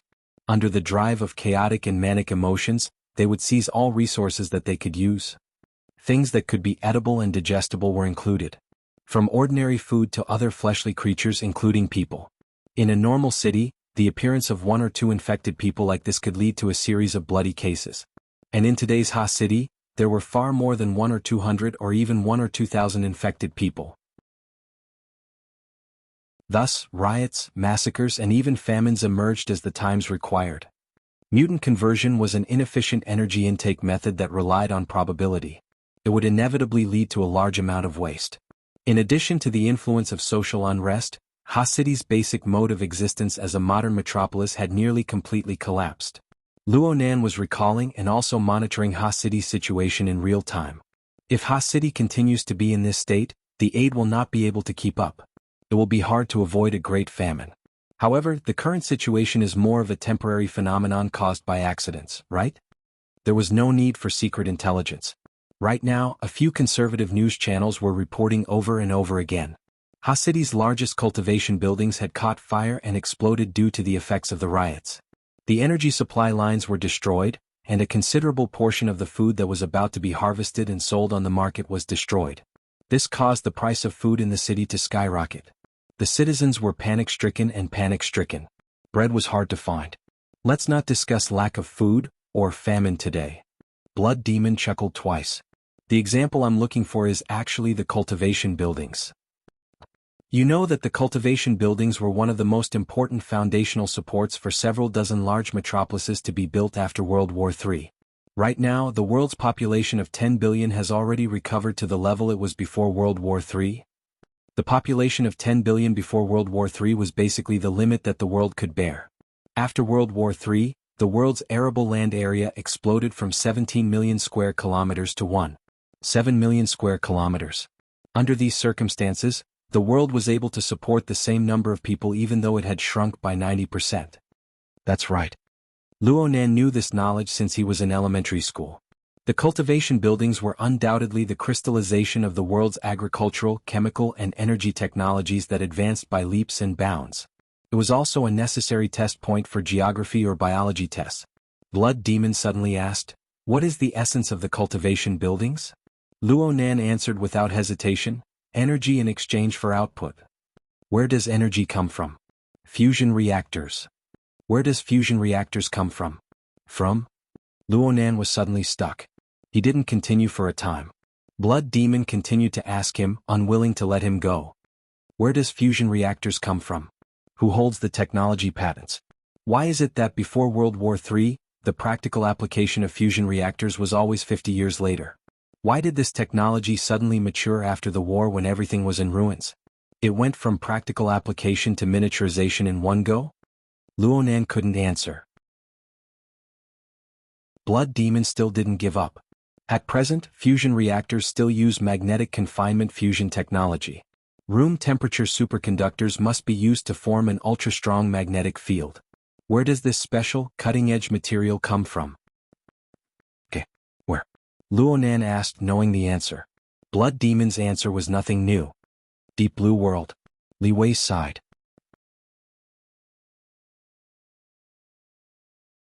Chapter 11:19. This time Luonan just chuckled twice. Blood Demon gave him a few words of explanation.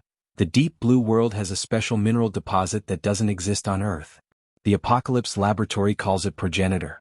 Its specific properties aren't too clear, but it's said to be a half-energized marvel. It's extremely difficult to harvest. Some intelligence says that it's impossible to do with the current level of technology. Of course, it's hard to say whether or not Li Wei can succeed. Progenitor? Is it the type that the Deep Blue Walkers use as fuel for their backup energy system? Luonan had done in-depth research on the Deep Blue platform. He immediately flipped through the relevant information in his mind. That's progenitor with low purity. To be precise, it's just the impurities of or that have received the energy radiation of progenitor. It's formed through special purification techniques. It can barely be considered a companion ore. No, it really can't be considered a companion ore. The true companion ore is none other than the super-strong magnetic field that wraps the progenitor ore within the ghost stone. This is the origin of the superconducting revolution after World War III. The electrical signal that carried Blood Demon's explanation was transformed into sound waves that entered Luonan's ears. It stirred, causing him to let out an extremely faint sigh. The superconducting revolution. Tiske. Another pillar of the modern metropolis, the transportation and energy supply network that was like the blood vessels of the human body, as well as the countless basic materials and technical fields, were actually engraved with Li Wei's imprint from the very roots. Li Wei was truly a boss-type fellow. And this was just the part that he had shown to the people. Many people, including Blood Demon, should be able to guess that the core that supported this powerful power far surpassed the level that Earth's current civilization should be able to display. But so far, Luonan had not seen any particularly obvious or decisive evidence, be it from the mouth of the Blood Demon or from the information he had obtained from his own understanding. If given the chance, there would probably be quite a few people in the world who would grab Luonan by the collar and interrogate him. Where in the world did you copy that configuration and superconfiguration theory from? But Li Wei didn't seem to know where to start even if they were to interrogate him. In this regard he seemed to be a bit more low-key than Luonan. Frankly speaking, this was because of Li Wei's deep foundation on Earth. It was incomparable. This demon from beyond could not be viewed as a simple isolated individual. It was just like in an RPG game. Before seeing the final boss, one would have to struggle through endless levels for a while. Luonan thought for a few seconds. Then he thought about it and finally chuckled, "Okay, I get it. Thanks for telling me. Let's talk in detail when we meet later." After thinking about it for a while, he finally chuckled and said, "All right, I understand. Thank you for telling me. Let's talk in detail when we meet again." Blood Demon replied, "Sure. We'll talk in detail when we meet." The call ended and Luonan could not help but think a few more things. Li Wei had such a common and close relationship with the extraordinaries of the world. What about the Blood Demon? Blood Demon Demon Luo Demon Demon Blood Demon. Luonan actually didn't feel anything strange at all. He shook his head slightly and strolled through the underground laboratory. This position was merely a few walls away from the independent power station that supplied energy to the entire North Bank gear. With Luonan's perceptual acuity, he was even able to clearly hear the humming roar of the operation of the energy furnace. Luonan's thoughts drifted a bit when he heard this voice. He still remembered that he had borrowed the power station's reserve energy to discover some of the secrets of the external neuron. Now that he thought about it, there were many details that could be explored. In today's world, all technological devices, at least intelligent electrical devices, had no resistance against the external neuron. Well, it should be said that the Dynamo Core products that Luonan had seen were in a nearly defenseless state. At first, Luonan treated it as an extraterrestrial higher-level civilization crushing a lower-level civilization. But as he continued to study and research, especially after the experience at the relay station, he gained a deeper understanding of Dynamo Core technology. All sorts of functions that came from the unknown returned to the plane of reality. Some functional domains of Dynamo Core technology were more mystical than what Luonan imagined. But some of them still had inherent limitations. They had to conform to basic laws no matter what. For example, the control of electrical devices. If the two structures were completely different, even the lowest level of information coding was different, what control was there to talk about? The reason why Dynamo Core products were able to do this was because there was no difference in the lowest level. Instead, there was a high degree of convergence. The Dynamo Core technology that came from the depths of the distant starry sky was completely compatible with the information technology of Earth. Weren't there too many coincidences in the universe? Luonan was more convinced that there was a long and deep fusion going on inside than this kind of imagination. Moreover, the weak side was leaning towards the strong side. It was truly meticulous. Luonan had already walked out of the North Shore jungle while his thoughts were floating. He arrived at the empty campus. Since it was class time, there were very few people on the large campus of Acumen College. The few people he saw were all in a hurry.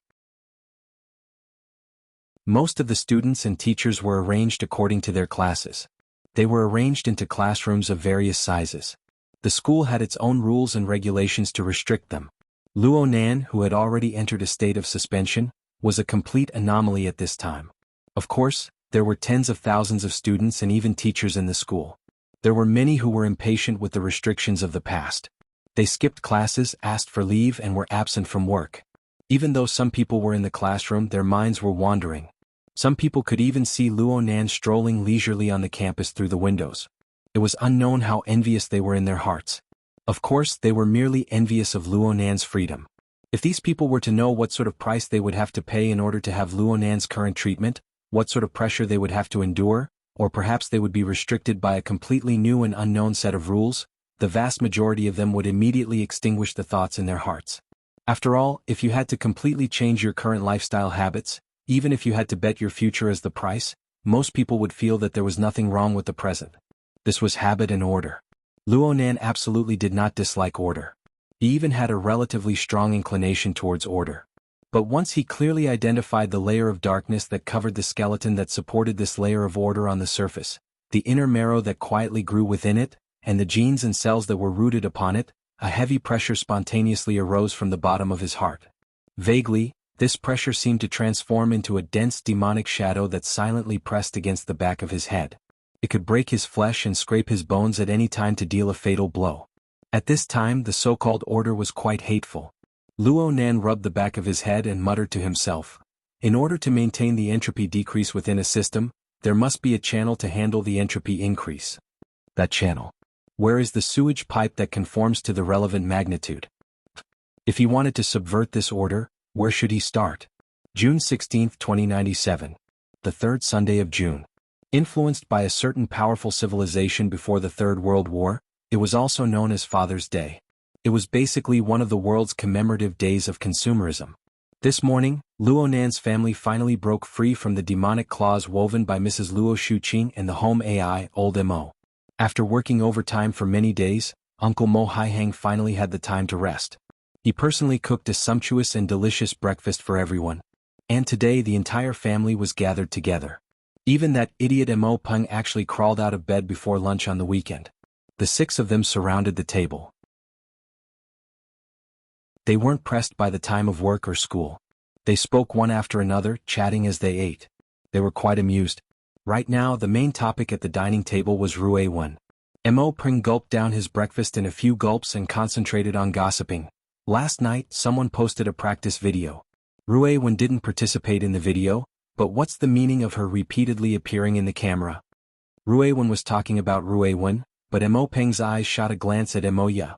Mingtang culture is simply leaking air from all sides. Even I wouldn't go to this extent. Is there an end to this hype? Rui Wen didn't respond at all. She just ate in small bites. She looked quiet and delicate, but it also seemed like she was tasting the fresh fragrance of each mouthful of porridge soup. It was unknown what these ordinary foods looked like in the end from the level of her perception. Luo Nan looked at Rui Wen for a long time. He subconsciously wanted to reach out and rub her head. At this time Mo Ya leisurely picked up a sesame pancake and tore it open.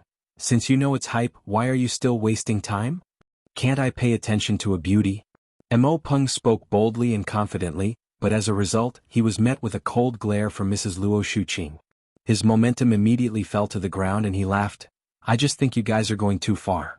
There are already people in our class who are betting on whether or not Rui Wen will make her debut.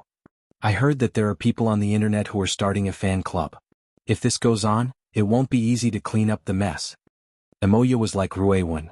She ate the pancake in small bites. It was just that she was the one who made it. She ate the staple food like it was a snack. It won't be easy to clean up the mess. It's convenient for you to earn money.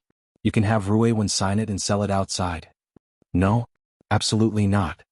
Mo Peng received the unfathomable gazes of his parents at the same time. He nearly peed his pants in fright. He immediately raised his hand and cried out in injustice.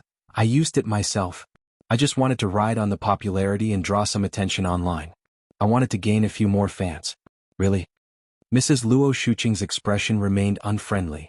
Mo Haihang dismissed it with a laugh. His gaze turned to Mo Ya. Your company has gone a bit overboard these past 2 days.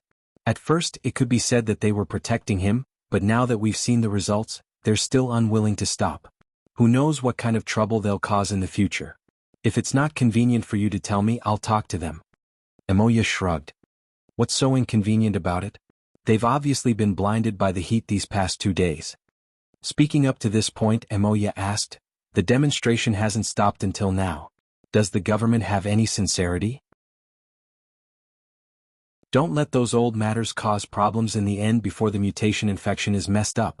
Mo Haihang shook his head. It's not easy to go through the files. He played the same old trick, casually changing the topic. He looked at Luo Nan. You're going out today? Luo Nan grinned. Yeah, I came back before dinner.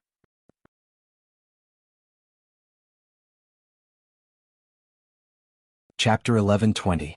Not long after Luo Nan vaguely reported his itinerary, an overseas call came in. It was his former secretary Yin Lu. She was currently the vice chairman of the Luo Nan and his Friends Foundation. She was in charge of the foundation's daily work. Luo Nan took advantage of this opportunity to leave. Mister, your itinerary remains the same today? Yes, I'll be leaving right away. Luo Nan turned around and waved to his family. He went upstairs to change his clothes. Mrs. Luo Shuqing confirmed from behind, Are you eating at home tonight? Yes. Luo Nan responded casually. Yin Lu spoke at this time. Mister, are you going by yourself? Luo Nan returned to his room. He adjusted his clothes as he spoke. Of course I'm going by myself. It's the most convenient. Yin Lu had already called him last night. The reason why she was so concerned was because she was the one who provided the coordinates for Luo Nan's destination today. It was an abandoned laboratory located northwest of Spring City at the southern end of the Hengduan Mountains. It was also the place where Luonan's mother, Mrs. Bo Qingwen, had died. Luonan wished to go there to offer his sacrifice. This was something he had desired ever since he could remember, but he was unable to do so. Today was Luonan's birthday, and it was also the anniversary of Bo Qingwen's death. He wouldn't delay any longer no matter what. It's like this, mister. Yinlu did her best to sense Luonan's emotions. She spoke carefully. I reported to you that I found an informant when I confirmed the coordinates. He worked in the laboratory back then. Today he found me and said that someone hired him to lead the way to the laboratory ruins. It seemed to be for the sake of offering his sacrifice. He asked me if I was one of them. Luonan furrowed his brows. Who's the employer? He's not too sure. He said it was arranged by the boss. Yinlu paused for a moment. Seeing that Luonan didn't immediately ask for details, she explained softly, it's been half a year since the end of last year until now. Several groups of people have confirmed the location of the laboratory ruins through him. Right now the pattern has already been set. I know. It's my problem. Luonan had long understood this point. It was nothing more than his radiance during this period of time.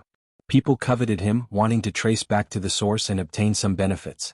After the series of events with Snake Tongue and Jin Tong, these people didn't dare to come to Xia City. Otherwise, places like the North Bank Gear and the Treehole Space would have been sieved several times. They couldn't come to Xia City, so some of them went to the wilderness to search for traces of the Luo family's laboratory. The exposure of the Luo cult and the 70 format laboratory back then might have had a lot to do with Luonan.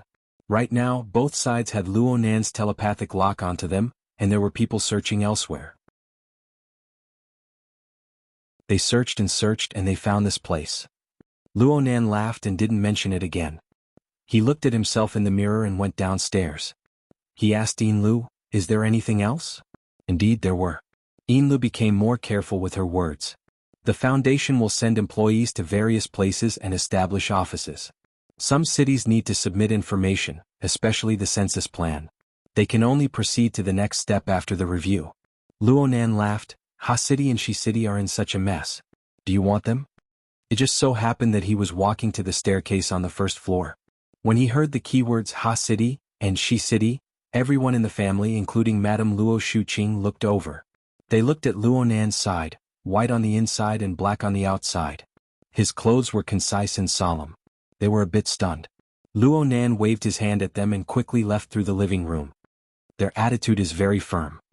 Yinlu replied in a low voice. The voices of support are very loud. This matter involved the operation of the Luonan and his friends' foundation, as well as the direction of the future global census. Luonan had already set the tone on this point. If they wanted to do a census, they would start with Ha City and Shi City, where the contradictions were the sharpest and the most chaotic. It seemed like the contradictions were sharp, but it was actually easier to fish in troubled waters. They could even blur the focus when necessary. But to do all this, they needed the full support of the city administrators. Of course, the most important ones were Apollon and Bat Guru. Putting the latter aside, no matter how difficult it was to deal with Apollon, he had the eye of the secret contract to mediate in the middle. There shouldn't be any major problems. But Luonan had communicated with Blood Demon last time. He had to pay attention to the subtle relationship between Apollon, the Apocalypse Laboratory, and Li Wei. But before Luonan could pay attention, a demonic moth appeared on the other side. The census plan and a series of information could be coarse or fine. The audit could be lenient or strict. This was a common method used by the administration to control people. They didn't need to control people. They could grasp the progress through the plan and understand the substantial progress of the global census. If Ha City and Shi City were like this, then the 86 cities would follow suit. The Foundation wouldn't need to do any work in the future. Luonan wasn't angry when he encountered this matter. From his perspective, it was much better for Ha City to send a demonic moth this early than for the Foundation to toss and turn after it had fully started its work. On the contrary, it had the effect of a warning. Besides, who would really count on the Foundation to do a census? If the spearhead were to be pointed over there, it could be considered as helping to cover up. Thinking about it this way, Luonan felt that there was a tacit understanding between him and Apollon. Do as they ask. There's no need to be anxious. Yes. Also, there's something else. It's about Miss Ruiwen. Luonan was already strolling along the community road. He subconsciously turned his head when he heard Ruiwen. He felt that Rui Wen could hear the sound coming from across the ocean. Yinlu didn't know Luo Nan's reaction. She just said, Mingtang culture's face was vague in this matter. They did a bunch of stupid things. It's because of my improper management. Mingtang culture was indeed a company invested in by the Castle Financial Group. Yinlu had taken the initiative to communicate and apologize. But Luo Nan didn't really care about this. In fact, with the current situation, the first one to be ambiguous was himself. This was because Luo Nan really didn't understand the abnormal attention and concern Rui Wen displayed in this public matter. It was hard to make a conclusion on what kind of problem it was. Perhaps this was an opportunity? It could enrich Rui Wen's overly monotonous life and help this little girl perfect her basic thinking circuits. It wasn't a bad thing. Of course, this couldn't be built on the foundation of psychological harm. The problem was, could this degree of disturbance really harm Rui Wen? Luo Nan didn't feel that this was a possibility for now. Aside from this, Luo Nan had an independent train of thought. It was just that it wasn't clear and mature enough. It was still faintly discernible. He needed to sort it out a bit more. Mingtang culture doesn't matter. Let's wait a bit more. Let's see what happens next. Yes. Yinlu was most likely more concerned about whether or not Luo Nan would get angry. She let out a sigh of relief when she saw him play it down. But there were some words that needed to be said. The upper echelons of Mingtang culture are mostly mediocre people. They aren't suited to have too much autonomy in this matter. If you don't mind, sir, you can use this opportunity to transfer a portion of the shares and the corresponding decision-making power. This will lower the risk to a minimum. Luo Nan slowly walked out of the community and arrived at the outer road. What do you mean? Yinlu spoke of the scheme in her mind. Miss Emoya is an insider and she's also your closest family member. She can hold at least a portion of the shares and have the right to speak on Mingtang culture's internal decisions. Emoya? I'm afraid she doesn't have the patience. Mr. Emo and Ms. Luo can do it as well. Okay. I'll go talk to them later. Yin Li's words made it seem like the Castle Financial Group was giving away shares to her. It involved a huge wealth of millions. But it really wasn't much compared to Luo Nan's close relationship with the Blood Flame Order. The two didn't take this matter too seriously. Yinlu only needed to know that Luo Nan wouldn't refuse. She didn't need to worry about the follow-up. But this didn't mean that Yin Li's matter was over. She used this opportunity to report to the Blood Flame Order. She followed Luo Nan's instructions to simulate the progress of the Hellfire Tyrant. Luo Nan actually had a deeper understanding of this than Yinlu. Yinlu just used this as a primer to lead to another matter. Recently, the madam has been studying the simulation while she's been in closed-door training. She has some insights and wants to share them with you. Huh? Luo Nan raised his eyebrows. Yinlu, who was tens of thousands of kilometers away, couldn't follow up with this one sound. This made Luo Nan understand that Yinlu knew that her words were taboo. Ultimately, the connection between Luo Nan and Madame Halder was deeper than Yin Li's. It was just like how Luo Nan's understanding of the structure of the Blood Soul Temple in the Abyss District was deeper than everyone in the Blood Flame Order put together. She didn't use the direct route but instead used Yinlu to deliver the message. She deliberately drifted around. What was she planning? Luo Nan didn't quite understand. He didn't understand and Yinlu didn't understand either. She only had some guesses. And the more she guessed, the more guilty she felt. So she became more and more cautious around Luo Nan. Most of the things she said before were probably because she sensed Luo Nan's mood. She was afraid that she would bump into the muzzle of a gun. Luo Nan really didn't care about these little thoughts. She was actually willing to speak up for her old master. This courage was quite commendable. Was there a difference between the old and the new? Luo Nan felt a bit amused by his own subtle thoughts. He was already walking on the street right now, far away from the residential community. It was a weekend morning, and the flow of people was much less than usual. The streets were empty but he felt the sea breeze, slowly dispelling the dry air of early summer. Continue speaking. Yin Li's voice grew weaker and weaker. Sir, the madam's meaning is that you just so happen to be going to Spring City? Yes, Spring City. Luo Nan turned his head and looked at the silhouette of the rising sun behind the scale-like clouds behind the tall buildings. He slightly narrowed his eyes and waited for the sun to shift in the clouds. The brightness and obscurity changed. Finally, rays of light filled the void and streaked through the gaps between the buildings. They shone on his body, and his skeleton suddenly turned transparent. He disappeared without a trace in the blind spots of pedestrians and surveillance cameras. But in the next second, all the electrical equipment in the surrounding 100-meter diameter area suddenly short-circuited. The streets soon turned into a chaotic mess. Luonan felt a bit of what he had created, but he had no way to do it for the time being.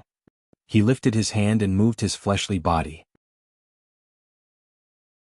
The distance was quite far, and he didn't have the anchor point of the horned demon last time. It was hard to avoid a bit of power leaking out.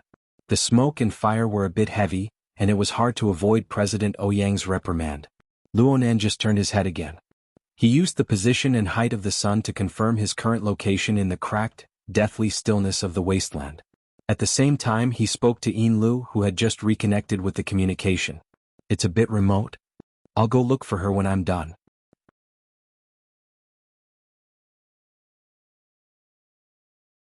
Chapter 11:21. Luonan hung up, and his gaze shifted from the sun to the vast and sparse cloud layer. He continued to ponder. How did it deviate? It was quite far off. The distance between him and his destination was nearly 300 kilometers. Right now he was a bit closer to the satellite city outside of Spring City. Though Luonan had intentionally made adjustments to avoid the impact of crossing space and directly colliding with the laboratory ruins, the error was so large that he had no choice but to ponder over it. In his field of vision, the appearance of the sun or the clouds was different from that of an ordinary person. It could be said that it had already broken the scope of common sense that had been transmitted in an orderly fashion over several thousand years of civilization. It had merged into the extremely complex structure of space and time. At this time, the magnetic optical mica was extending its enormous body that seemed to be broken in parts. It roughly enveloped the surface area of the planet, which was over 500 million square kilometers. It was still not satisfied with this. It borrowed the special nature of the Earth's magnetic field to merge its own magnetism into the planet's crust, mantle, and crust. It intersected with the different rotational speeds of the different layers of regions. It felt or attempted to play with the spatial magnetic field of this planet, and it fused with the surrounding distorted structure of space and time. At the same time, it closely followed the impact of the solar wind on the Earth's magnetic field. It mixed with the stream of rays and particles ejected from the polar regions. It naturally changed its nature and flowed deeper into the universe's space. It looked wanton and random, completely disregarding the integrity of its form. Or perhaps, as long as the subtle and profound magnetic structure existed, no matter how it tore and deformed, its essence was still one. As for whether or not its creator and controller could keep up, that was another matter. Of course, the magnetic optical mica had a reserved instinct in its endless process of expansion. Within the range of influence of its magnetic field, the magnetic optical mica used its special perspective to observe everything that existed in this area. It attempted to dismantle and piece them together into a more suitable structure. From Luonan's perspective, this could be considered a kind of aesthetic. Well, if he followed the magnetic optical mica's aesthetic taste, the world had a population of over 10 billion people. There were animals, plants, microorganisms, mutants, and other non-living existences that were trillions and trillions of times more numerous than humans. This included water, soil, minerals, and other non-living existences. It could be done slowly, or it could be done in an instant after accumulating enough energy. Every time Luonan touched the magnetic optical mica, he would feel a sense of accomplishment, as if he had saved the world. Fortunately, he managed to control this terrifying nature that humans could not understand, and did not let this being that he had created with the potential of a great monarch completely distort all life on Earth and even the space and time of its existence. The question was, who made this thing? No matter what, it was now under control. At the very least, there were no signs of it starting. Now that he thought about it, the magnetite mica he had encountered at the relay station was extremely powerful and had single-handedly suppressed the Heavenly Yuan Empire's army. However, if one were to look into it carefully, it was probably also restricted by the poisonous environment. Its range of influence was greatly reduced, and it only occupied a single planet. The distortion of spacetime environment was also not strong enough. As for the one on Earth, it was still controlled, wasn't it? Luonan's mind raced a few times before he found the root of the problem. The problem lay in the restrictions. It was precisely because of his restrictions that the magnetic optical mica was unable to completely mold the spacetime environment according to its aesthetic standards. There were certain rules and differences between the spacetime of Earth and Earth. When Luonan came over, he relied on the cloud energy phantom of the magnetic optical mica that covered the entire world to realize the teleportation and shuttle. He followed the laws of the magnetic optical mica, and this formed a certain deviation from the true environment of Earth's spacetime. Luo Nan's recent experiments had all been conducted in the vicinity of Xia City. Even if there was a deviation, it wouldn't be too obvious. The only time he had done a long-distance teleportation, he had anchored the remains of the horned demon. It didn't have any value as a reference. Sure enough, there was no such thing as a perfect success in the first experiment. It was easy to improve after knowing the problem. Luo Nan already had a plan in mind. If he wanted to borrow the magnetic optical mica's fast tunnel and eliminate the error inside, he would either have to release the nature of the magnetic optical mica and let the Earth's spacetime it covered distort into the way it wished to, or he would have to perform a correction calculation between the magnetic optical mica and the local spacetime. This could be solved with a configuration design. Luo Nan obviously chose the latter. Even if he had to expend a bit more mental energy, it would save him 100 times more energy than when he used the Luo clan's sandwich domain to forcefully break through the barrier between the two worlds and realize the teleportation leap. Then again, sometimes the stupidest method was the most correct method. If he wanted to go a step further in his understanding of spacetime configuration, he could refer to the experience of a senior sovereign rank fantasy breed like the magnetic optical mica, but it wasn't appropriate to borrow it too often. It was better to balance things out. Luo Nan pondered and reflected in the wilderness for a bit. In the end, he still had to go do proper business. The wilderness wasn't like the main roads of Xia City. As long as he left the metropolitan area, there would be countless dangers and troubles. In the end, he was near the outskirts of the city. The military had turned from defense to offense in recent years, slaughtering and driving away the extremely dangerous mutants in the surroundings. Even if there were 2 or 3 mutants that escaped the net, Luo Nan would be instantly warped by the magnetic optical mica from a distance of 10 kilometers away. They would be turned into mincemeat. Unfortunately, it wasn't enough to make a useful toy. Luo Nan didn't care about anything else. He recalibrated the position of the laboratory ruins and prepared to move over. But right at this time, a few reactions unexpectedly bumped into his core sensing network from the direction of Spring City. He turned his head. A surging yellow dragon had already risen in the boundless wilderness behind him. It was the sand and dust kicked up by off-road vehicles. The other party was heading in this direction at high speeds. Of course, Luo Nan could leave them in the dust in the blink of an eye, but he still stopped and looked back with a bit of curiosity. Not long after, several armed off-road vehicles that clearly bore the colors of the military appeared at the edge of his field of vision. It was just that they were limited by the uneven terrain of the hills, making them appear and disappear. The people within the thick armor certainly didn't have Luo Nan's perceptual ability. But with the support of the modern technological system, they utilized satellites and radars to form a network. They could still discover Luo Nan's existence ahead of time. This was under the premise that Luo Nan didn't deliberately conceal himself. Therefore, there were weapons on the armored off-road vehicles long before Luo Nan could see them. They locked onto the target from afar, and there were even unmanned surveillance drones flying towards them. Luo Nan raised his eyebrows. He just stood there waiting to see how the other party would haggle. And over a dozen kilometers away, Lieutenant Colonel Chen of the Spring City Close Defense Army scratched his head within the vehicle that was stirring with dust. Where did this person pop out from? Fortunately, they weren't on patrol today. The problem was that they weren't on patrol. If they were on patrol, they would send drones to interrogate this youth who had suddenly appeared outside the city. After distinguishing him clearly, they would detain him and beat him. It would be much more refreshing. But right now, the first thing he thought of was to circle around him. Even if one didn't think with their knees, one would know that this youth who had suddenly appeared in the boundless wilderness was either an idiot or a lucky person. Or he was a special character that needed special attention. Looking at his bare body, he didn't look like the brainless donkey traveler of the present age who used his feet to measure the wilderness. He was dressed as if he was going to attend a funeral. Huh? Lieutenant Colonel Chen subconsciously glanced behind him. This was because the key person in the escort this time was dressed a bit similar to the one over there. He looked behind him. The old man he was paying attention to was frowning and closing his eyes. He was doing his best to fight against his motion sickness. And the guide that he had specially hired was sitting there in a very restrained manner. On the other hand, the valiant and beautiful female graduate student was leisurely fiddling with the projection. Yes, this person had quite a high level of authority. As long as she didn't randomly take pictures, she could do whatever she wanted. Lieutenant Colonel Chen was still bickering when someone said in his ear, "This person looks familiar." Captain Cho? Cho Wei, who was beside him, was a bit lower in rank than Lieutenant Colonel Chen. But he had the halo of a Spring City hero.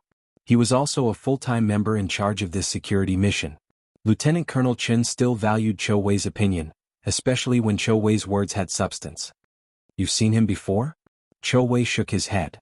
"I think I saw him in the distributed information." "Ha!" Lieutenant Colonel Chen cast his gaze towards the onboard AI projection interface. It had long since analyzed the recorded image, but there were no results. He could basically confirm that this person wasn't a resident of Spring City. Then, where did the information come from? Lieutenant Colonel Chen could only ask.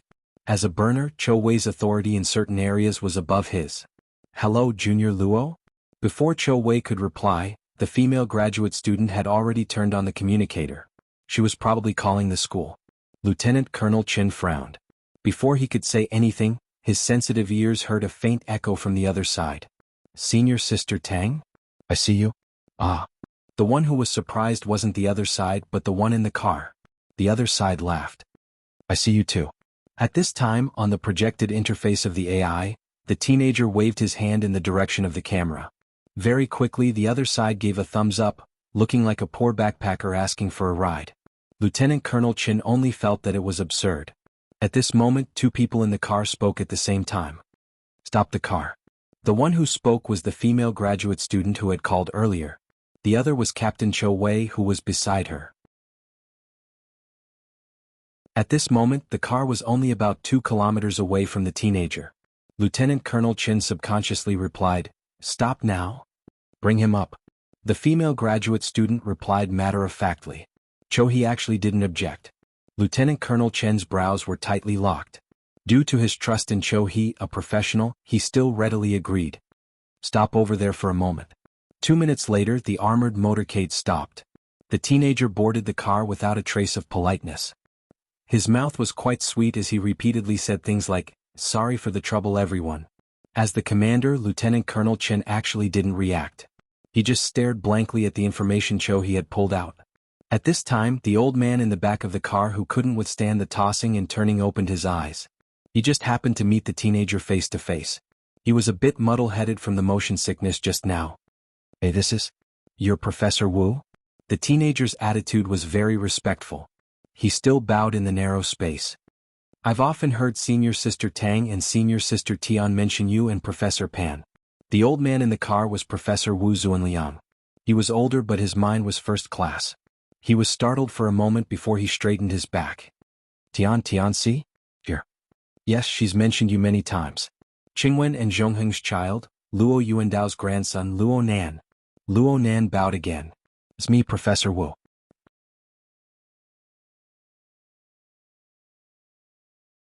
Chapter 1122. Sure enough, it was Luo Nan. Lieutenant Colonel Chen pulled his gaze away from the information with great difficulty. Even though the content he saw was incomplete due to the issue of authority, the master before him was undoubtedly a huge trouble on the level of a human-shaped killing machine. Last year in Xia City, last month in Ban City, he had caused a great deal of panic. Now he had come to Spring City. Lieutenant Colonel Chen was unwilling to let Luo Nan get on the car. Of course he was unwilling. But this master had even made the gesture of hitching a ride. If Lieutenant Colonel Chen dared to refuse, only the heavens knew whether or not an infrasonic wave would immediately follow. Of course, looking at Lieutenant Colonel Chen's attitude toward Professor Wu Zuanliang, the infrasonic wave would most likely have a direction. The target would only be Lieutenant Colonel Chen himself. All sorts of thoughts rose and fell in Lieutenant Colonel Chen's mind. He madly added scenes for himself, but in the end, it was only a method to reduce the pressure. As a qualified military personnel, he promptly sent the news of Luo Nan's appearance in Spring City to the higher command nodes, giving those truly powerful people headaches. But then again, Luo Nan was the most worry-free person in the car just from the surface. He perfectly displayed the cleverness that a person his age should have in front of a senior like Wu Zuanliang. "Oh my God, I called you so many times. Why didn't you come to the house?" "In the end, it was our family's old Pan who took the initiative to find you." Wu Zuanliang was an old man who was full of energy. His voice was loud and clear. Once his emotions rose, there was no room for others to speak. Plus, he was good at making decisions for others. He pulled Luo Nan to sit beside him and spoke over and over again. "You're going to offer sacrifices, right? Who are you coming with? By yourself? This is too dangerous. Let's go together. Let's go together." What else could Luo Nan say aside from nodding? Even in Acumen College, Professor Wu Zuanliang was famous for his temper and nagging. He was like this with people he hated, and he was like this with people he liked.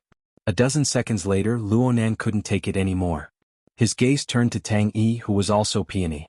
Tang Yi intentionally used the brim of her hat to block his line of sight.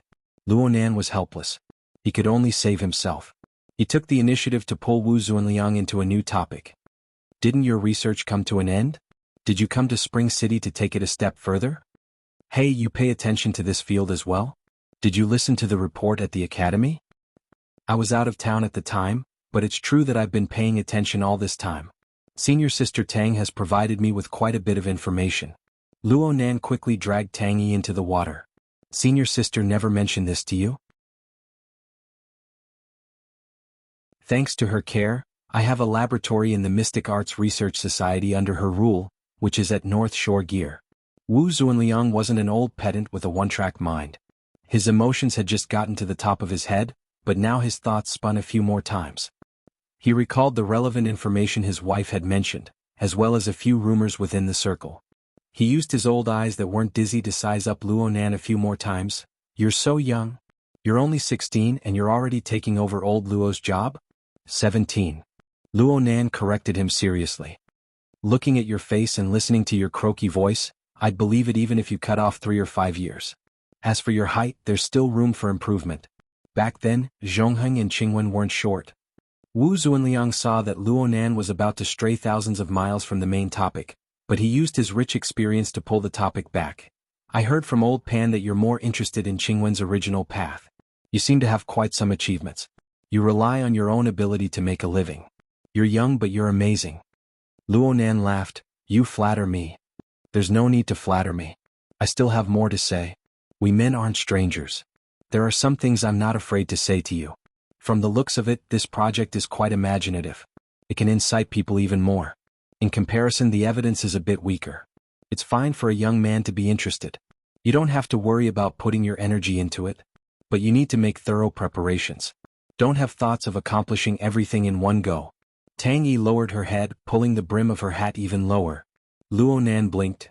Then you came over this time for the sake of enriching evidence? I'm here to fan the flames for the investor.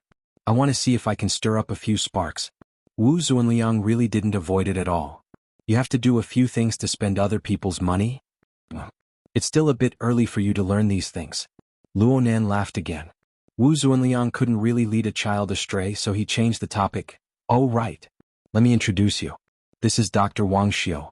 He once worked with Qingwen in the laboratory. This time, I'm asking him to take us to the laboratory ruins. He was referring to the tightest person in the car. Luonan turned his gaze and bowed slightly to the balding middle-aged man. Hello, Dr. Wang. Oh, hello. Wang Xiu looked like a pure researcher. He wasn't very good at socializing. He needed Wu Zuanliang to liven up the atmosphere. Wang Xiu, you should have met Luonan before. He stayed in the wilderness for nearly 3 years when he was young. I've met him before. In the health pod. Wang Xiu instinctively felt that something was wrong when he spoke to this point. He hurriedly shut his mouth, but he didn't know how to continue. He was stuck there. Luonan was a bit startled, but a smile soon formed on the corner of his mouth. I've heard my aunt talk about this before. It's just that it's been passed down a few times. I don't know the details anymore. I can only guess blindly by myself. Is the health pod still there? It was still there when we left. Wang Xiu was shrouded by Luonan's gaze. He inexplicably felt a bit breathless. His words were a mess. Then there was an earthquake. I don't know what happened. Earthquake. Luonan's consciousness was a bit erratic. Lieutenant Colonel Chen adjusted his state of mind at this time. He took the initiative to talk. In '94, a group of volcanoes in the southwest suddenly erupted, causing an earthquake in the surroundings of Spring City. The laboratory was abandoned for many years. It wasn't maintained, so it was unfortunately destroyed. But there wasn't any subsequent excavations. It's basically still in a natural state. Luonan nodded towards Lieutenant Colonel Chen. Actually, he had already learned of the relevant information before coming here. The source of the information was none other than Dr. Wang Xiu, who was in the car. Luonan's mind wandered just now because he thought of the source of the destruction of the laboratory ruins. It was a headless case of the inner world, the disappearance of the extraordinary Jin Buhuan. Under the relatively restricted environment of space and time, Two or more matters that were originally completely unrelated would have a high probability of being related. And the more information a person grasped, the higher their position, and the wider their field of view, the more frequent this sort of coincidence or interaction would be in their eyes. The current Luo Nan was probably one of the most qualified people on Earth to speak such words. He didn't need to share his feelings in this kind of environment. He just smiled at Wang Xiu. You really did the right thing in finding Dr. Wang? I heard from Yin Lu this morning that you contacted her and asked if everyone was in the same group. At the time, I thought that I had other arrangements, so I didn't come together. But I never thought that it would be such a coincidence that the high and the low would converge. Ah, it's nothing. It's nothing. Dr. Wang Xiu wasn't an idiot. He had already said this, so how could he not know Luo Nan's identity? It was just that there was a bit of a psychological barrier when it came to connecting the rich and overbearing financial backer, the boss of the woman with the extraordinary way of talking, with this 16 or 17-year-old youth before him. He was a bit dazed for a time. Wu Zunliang introduced Lieutenant Colonel Chen to Luo Nan, saying that Luo Nan had settled down at the supply base that Lieutenant Colonel Chen was in charge of last year. Everyone had a pleasant cooperation and so on. Luo Nan didn't say anything to this person. He was just polite. However, Luo Nan's attitude towards Chou Wei, the head of security responsible for Wu Zunliang's group, was a bit different. You must be Captain Chou. I've heard a lot about you. Senior Sister Tang just so happened to be in Spring City at the end of last year. She even specially introduced your deeds. Sister Yuan also mentioned you. She said that you are firm and unyielding. If you weren't like this, then you wouldn't have such deeds. It seems that you and Tianbang are in the same batch? You flatter me. Chou Wei had experienced many trials and tribulations during this period of time. He had already trained the ability to remain unfazed by praise and humiliation. His response towards Luo Nan's praise was indifferent. Of course, part of this was because he was the same as Lieutenant Colonel Chen. He didn't know how to interact with this highly dangerous person in a more appropriate manner. Lieutenant Colonel Chen promptly interjected at this time. Mr. Luo Nan, did you come to Spring City specifically to visit a grave? Lieutenant Colonel Chen actually accompanied Luo Nan out of courtesy in the escort team. This was mainly because the wilderness laboratory ruins were within the range of his supply base. Chou Wei had taken over Senior Colonel Meng Tu's position from last year. This also resulted in some words that Chou Wei spoke rather stiffly. Lieutenant Colonel Chen was relatively more natural. Unfortunately, Lieutenant Colonel Chen's slick mind wasn't within the scope of Luo Nan's consideration. He shook his head. I can't say. It's just a thought. Luo Nan's response was more or less unexpected. Lieutenant Colonel Chen choked for a moment. Tang Yi's gaze turned to Dr. Wang at this time. Dr. Wang was a bit startled. Fortunately, he reacted and took the initiative to explain. Dr. Bu wasn't buried here. The environment of the wilderness back then was much worse than it is now. When we come to work in the wilderness laboratory, we have to do two things before we start working. The first is to sign a risk notice. The second is to make a will. After Dr. Bu passed away, her ashes were scattered in the wilderness according to the requirements of her will. There was nothing we could do about it. Wu Zunliang had a wealth of experience working in the wilderness. He patted Luo Nan's hand and sighed. There's no such thing as a calm burial in the wilderness. There's no space for a peaceful burial. The best ending for an unfortunate death here is to leave behind a handful of ashes. Qingwen was a bit more free and easy than others. Wang Xiuyan nodded. Actually, we advised him to bring the ashes back to the city, but Dr. Luo still followed the will. At that time he drove to the plateau alone. I heard that he threw it near a frontline laboratory. Luo Nan's gaze cut over, and Dr. Wang subconsciously shut his mouth. He didn't know if he said something wrong or not.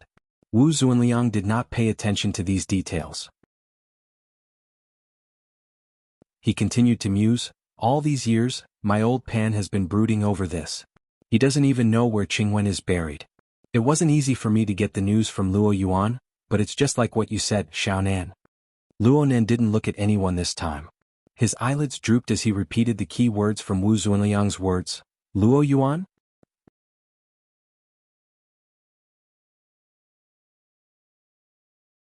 Chapter 11:23. Wu Zunliang went, Oh, it's that young fellow who came from the same orphanage as Qingwen. He should be 50 years old this year. Back then he almost became my graduate student. In the end, he became Qingwen's follower and went to the wilderness. You're young. You probably don't have an impression. No, I have a very good impression. After all, It was a rarely seen dimensional crossbow that utilized the laws of the polar domain. It nearly took my life. Of course, Luonan just revealed a smile at this time. He seems to have been operating a business in the wilderness these past few years. He's doing quite well. He also has a stake in Dr. Wang's company. Wu Zhuanliang was rather emotional. It's not easy. Really? Luonan's gaze followed Wu Zhuanliang's description and he saw Dr. Wang's expression turn a bit odd. Dr. Wang just nodded his head over and over. From the perspective of a city dweller, the meaning behind operating a business in the wilderness and doing well was quite subtle. Wu Zhuanliang was quite natural.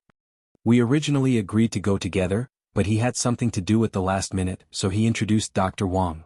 Has he been in contact with you guys these past few years? No. I heard my aunt mention that the two of them communicated when Dad was here, but their relationship didn't seem to be too good. Half of Luonan's words were fabricated. He had indeed heard the main contents of the story from Mrs. Luo Shuqing once. Of course, Mrs. Luo Shuqing had only mentioned a fellow with the surname Luo at the time. Due to a certain suggestion from her father, the project succeeded. The fellow called her father in his excitement and cursed him, calling him a deserter, a piece of trash and so on. Luonan had some suspicions about who it was, but he didn't know for sure. But from the contents relayed by his aunt, it should be someone active in the wilderness, someone who once worked together with his father. Luonan highly suspected that this Luo was actually Luo, but he didn't have any clear evidence. But they were chatting right now. They needed to gather information and expand in depth. They needed a starting point. Professor Wu Zhuanliang laughed and sighed when he heard this. The matters of young people. Of course he's not young anymore. He changed the topic at this point. Little Nan, you're in your prime. I heard you talk about this sister and that sister. You seem to know quite a few. You seem to be quite likable? Ha! Yeah, everyone knows about Boss Luo's hobbies. Tang Yi added with a smile. Realization dawned on Wu Zhuanliang. I remember now. Old Pan did mention this before. In the end, Luonan had seen many shameless people during this period of time. He had many references when imitating them. Luonan just revealed an awkward yet polite smile. Then he quickly changed topics. You know, my situation here is special. Uncle and Aunt don't talk to me about what happened in the past. It's impossible to ask Grandpa, old Luo? I haven't seen him for a few years. The older I get, the more I can't stand it. How is he? Luonan responded in a reserved manner. It can't be any worse. Professor Wu Zhuanliang sighed yet again. His heart was filled with feelings of pity for this little fellow, Luonan. He strove to recall more and more, displaying his specialty in nagging to start a long chat mode. He still felt that this was not enough. He even took the initiative to start a video call with Professor Panwen. First, he dragged Luonan over to appear on camera together. He showed off today's wondrous travel experience. As expected, he stirred up the emotions of Professor Panwen. Then he dragged his wife over to talk about the past. That's where the convoy is. They quickly advanced toward the laboratory ruins in this atmosphere. Lieutenant Colonel Chen, whose mind was filled with past events, was roughly a dozen kilometers away. He was worried about whether or not he would encounter additional risks due to knowing too much. At the same time, he dutifully informed Luonan, "There's around 5 minutes left. Are we almost there?" The limited field of view of the armored vehicle clearly couldn't satisfy Wu Zhuanliang's requirements. He simply stood up and looked through the windshield in front of him. Just stop for a bit. Professor Panwen felt quite helpless towards his wife's temperament. The two of them were both loud and clear. They had a few conflicts when they were talking about the past. It was inevitable that they would get a bit tired after yelling at each other from several thousand kilometers away. He took this opportunity to take the initiative to call a truce. We're almost there. We need to take care of things. What's the point of being so anxious and pale? Luonan. Professor Pan. I've heard quite a bit of news about you these past 2 days. Let's not talk about anything else. Since you've already made a name for yourself, you need to put on an act. Let your mother's soul in heaven be at ease. Let my shop shine.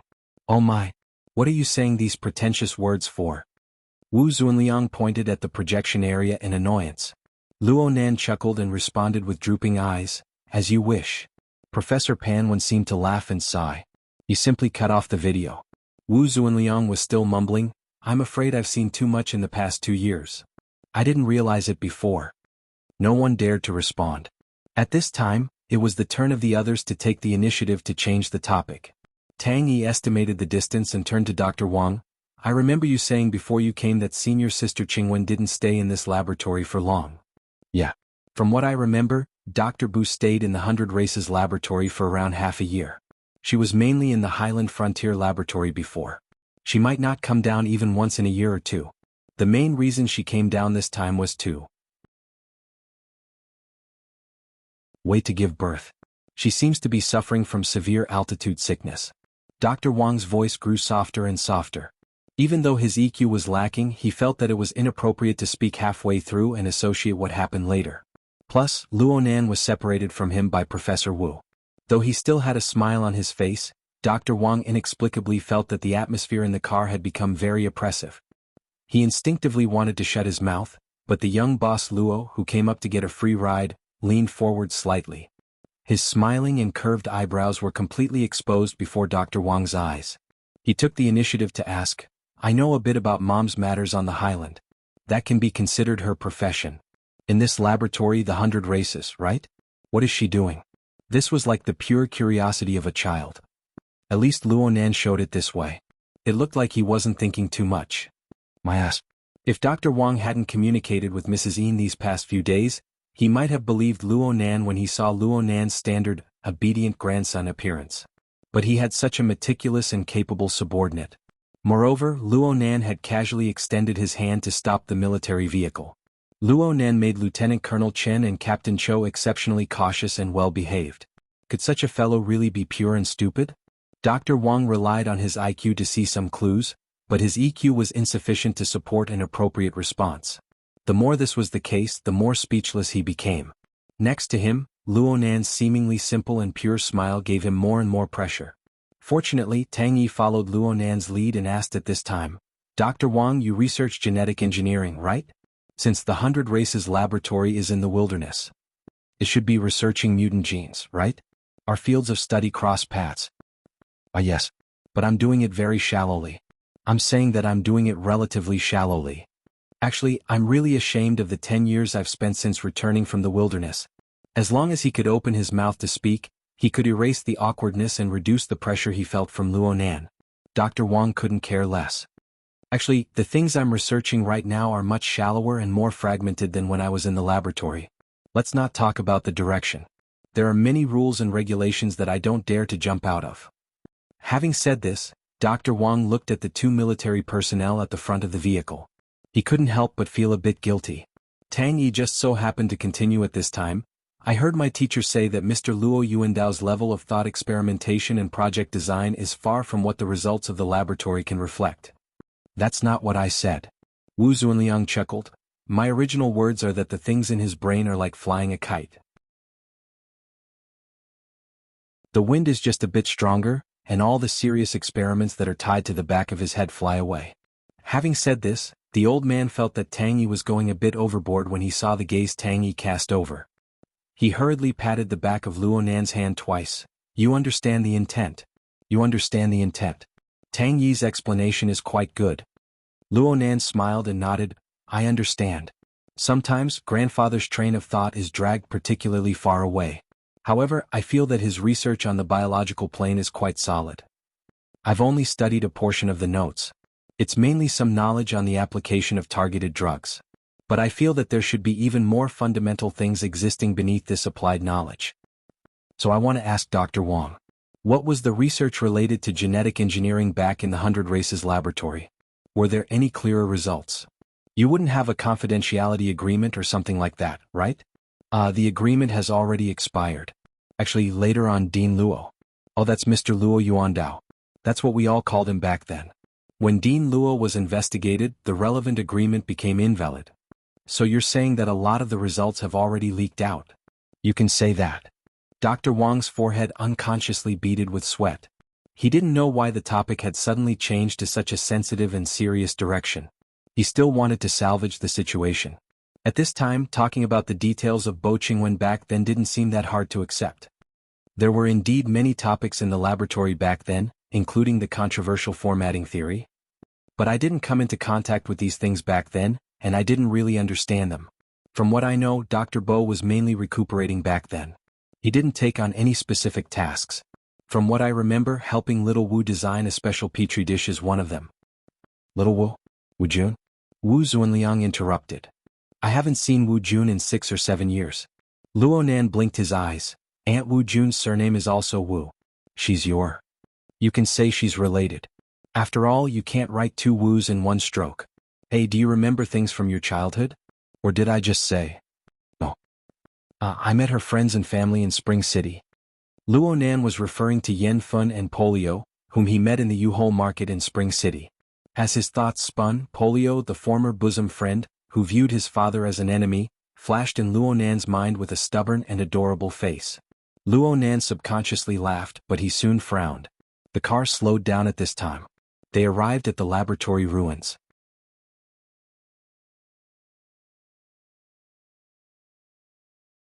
Chapter 11:24. When he got out of the car, Wu Zunliang was still confused. Home? There shouldn't be anyone left in her family. Back then, old Luo Tua Panda was old Pan's younger brother. At that time he was working in Spring City. Old Luo asked him to help recruit a few graduate students who could work nearby. I felt that it was tough for Wu Jun to study alone in Spring City, so I spoke up for her. Yes, it's Professor Panda. Lil Wu and I were recruited in the same batch as him. Lil Wu is the youngest in this batch. Dr. Wang was the first to get out of the car. He breathed in the slightly hot and dry air of the wilderness and felt that the pressure on him had lessened a little. His body movements became a lot livelier, and he nodded like he was pounding garlic. When it was Wu Zunliang's turn, he refused Tang Yi's support. When Luo Nan took over, he didn't refuse, but he still put on a vigorous posture. He even jumped a little at the end. At the same time, he did not stop talking. At that time, I was also thinking that Wu Jun's personality was relatively weak, and she would not be able to come up with anything on her own. She might as well borrow old Luo's name to train herself. In the end, she really dived headfirst into it. It's just that your Luo family has infected her with mysteriousness. She didn't even say anything about that project of hers. It was old Luo who mentioned it earlier, that it was an ecological network at the genetic level aimed at the mutants. Distributed aberration gene network ecology research, Professor Wang blurted out. It was rare for him to say the name so fluently. Luo Nan raised his eyebrows, but then he took the initiative to change the topic. Your joints and muscles are quite active. Luo Nan gave an appropriate evaluation. She usually takes care of herself properly. She soaks in the health pod quite a bit. Moreover, it should be targeted training. Wu Zunliang felt that Luo Nan's words were objective and that his vision was unique. Wu Zunliang felt quite comforted in his heart. City people do field work. Don't they have to put in a bit of effort? As the old man spoke, he stood still and looked around. This area was still very desolate, but within his field of vision, including the area under his feet, he could see faint traces of human activity. Occasionally he could see edges and corners in the depths of the weeds, which were the remains of some buildings. This place was indeed in ruins, the kind that was completely destroyed. The most eye-catching thing in the vicinity was the vehicle and personnel that they had brought with them. Other than the armed vehicle that had transported them over, there were nearly 20 soldiers or military-style bodyguards on the other 2 armored vehicles. They were all equipped with exoskeletons, and there were even 4 deep blue walkers inside. They had already pulled up a cordon around them. Generally speaking, 1 or 2 grade B ability users would not dare to provoke this team. Luo Nan looked at Tang Yi. Your sponsor is quite generous. After all, it's a project that has a high chance of being selected as one of the Star Alliance's Millennium-focused topics. Furthermore, it's especially easy to use in terms of concept and size. Tang Yi pinched the brim of her hat and smiled subtly. Compared to the possible profits, the research funding is only a small amount. At this time, Lieutenant Colonel Chen walked over from the front of the car. Professor Wu, according to the data in the database, there are no longer any mutant species of B and above in the surrounding area. The closest mutant nest is 200 kilometers away, so it's basically safe. But it's best if we don't stay for too long. This is still an area where low-altitude predators frequently roam. Okay. Wu Zunliang agreed without meaning it. His gaze shifted from Luo Nan's face to Dr. Wang. We don't have any concept of this place. We'll leave the rest to you. It's been a few years since I've been here. I definitely remember the way. Right now, Dr. Wang was practically the focus of everyone's attention. He couldn't help but be a bit nervous. He subconsciously found an excuse for himself, but soon he made another statement under Luo Nan's gaze. He gestured with his hand as he spoke, inviting the group of people to move forward. There's actually quite a distance between this place and the original core area of the laboratory.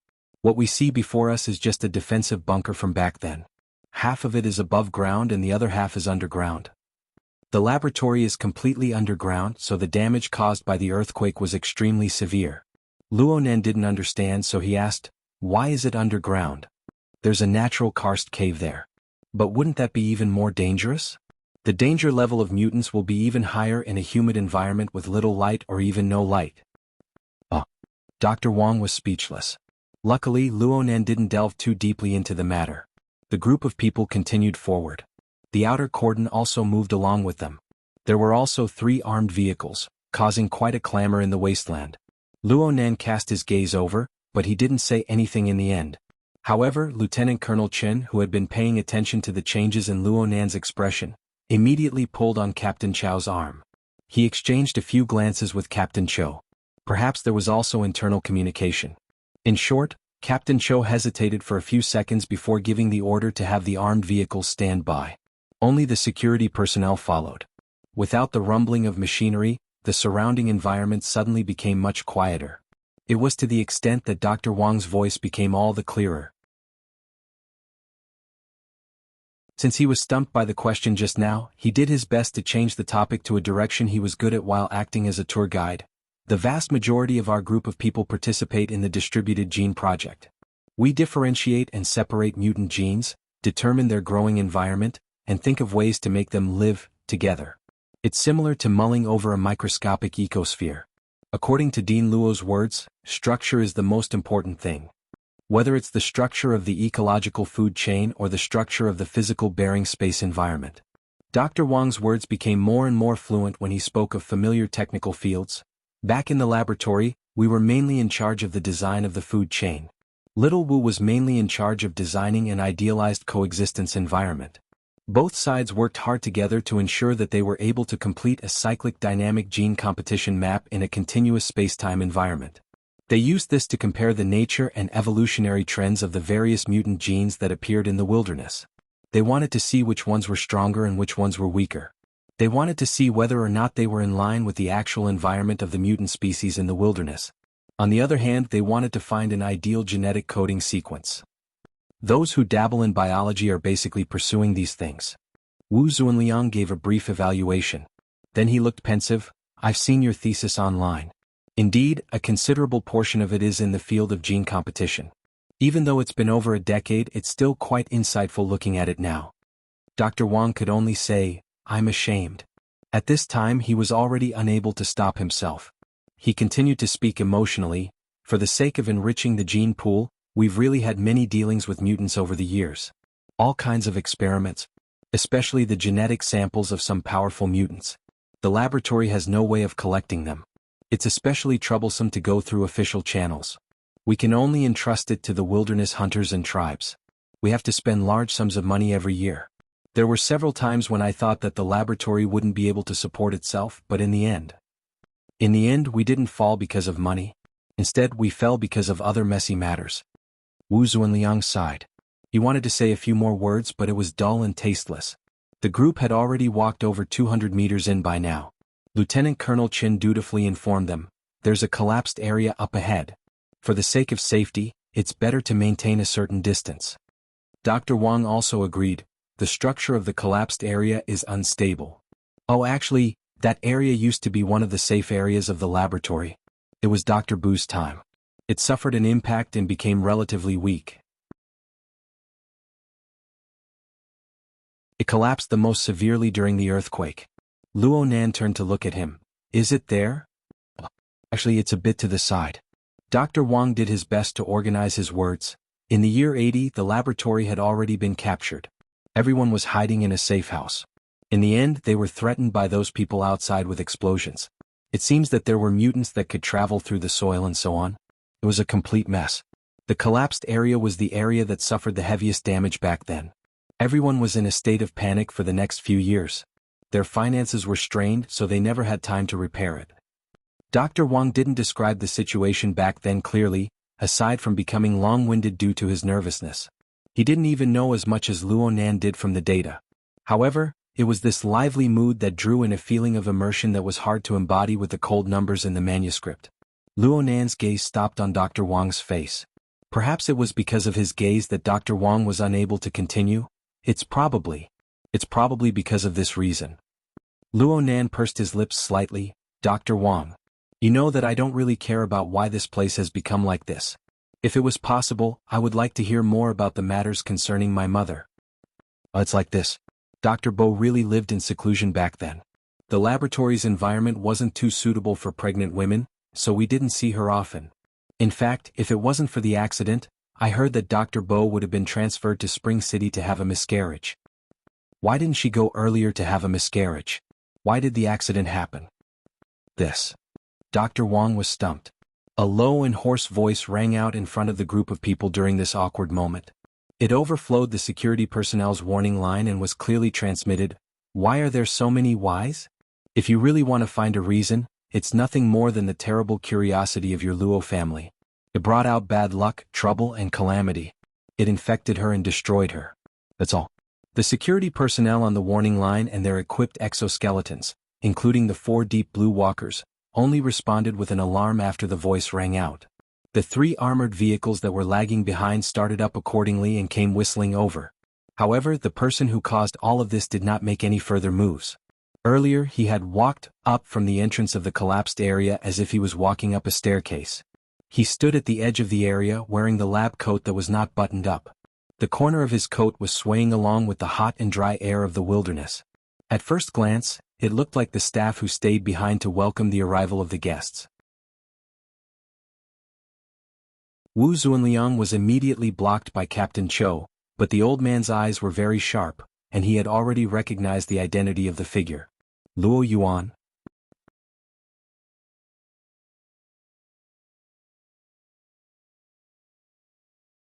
Chapter 1125. An unexpected character had appeared so openly in front of the warning line. Moreover, the alarm had only sounded after the other party had spoken. This was undoubtedly a humiliating failure for Captain Cho and the other security personnel. But Captain Cho didn't have the leisure to taste humiliation. He immediately made adjustments. Through the dynamo core implanted in his body, he commanded the security personnel at the front of the warning line to adjust their formation. He formed a link with the other 4 deep blue walkers in the formation to construct a formatted space, together. It was also at this moment that Captain Chow's body, which was originally like an ordinary person's, began to bulge. The fine bone fiber structure flipped out of his muscles and soon formed a dense layer, forming a complicated and regular arrangement. There was also a dark blue reflection on the edge as if it was a fish-scale armor made of steel. In reality, the inner layer of this armor did indeed have a large amount of traces of special strengthening. It was absolutely not the result of a simple mutation. Clearly, while Captain Cho was undergoing treatment in isolation, whether it was out of his own will or not, he had indeed received a considerable degree of research and modification, so much so that he could perform some kind of active mutation and achieve a deep integration with the deep blue platform. Captain Cho, can you assist our Foundation in doing some research later?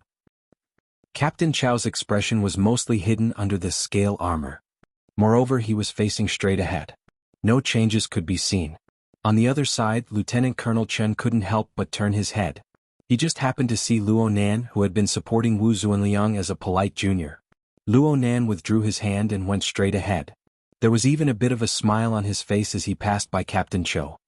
He gave the former a slight nod. Perhaps it was an illusion.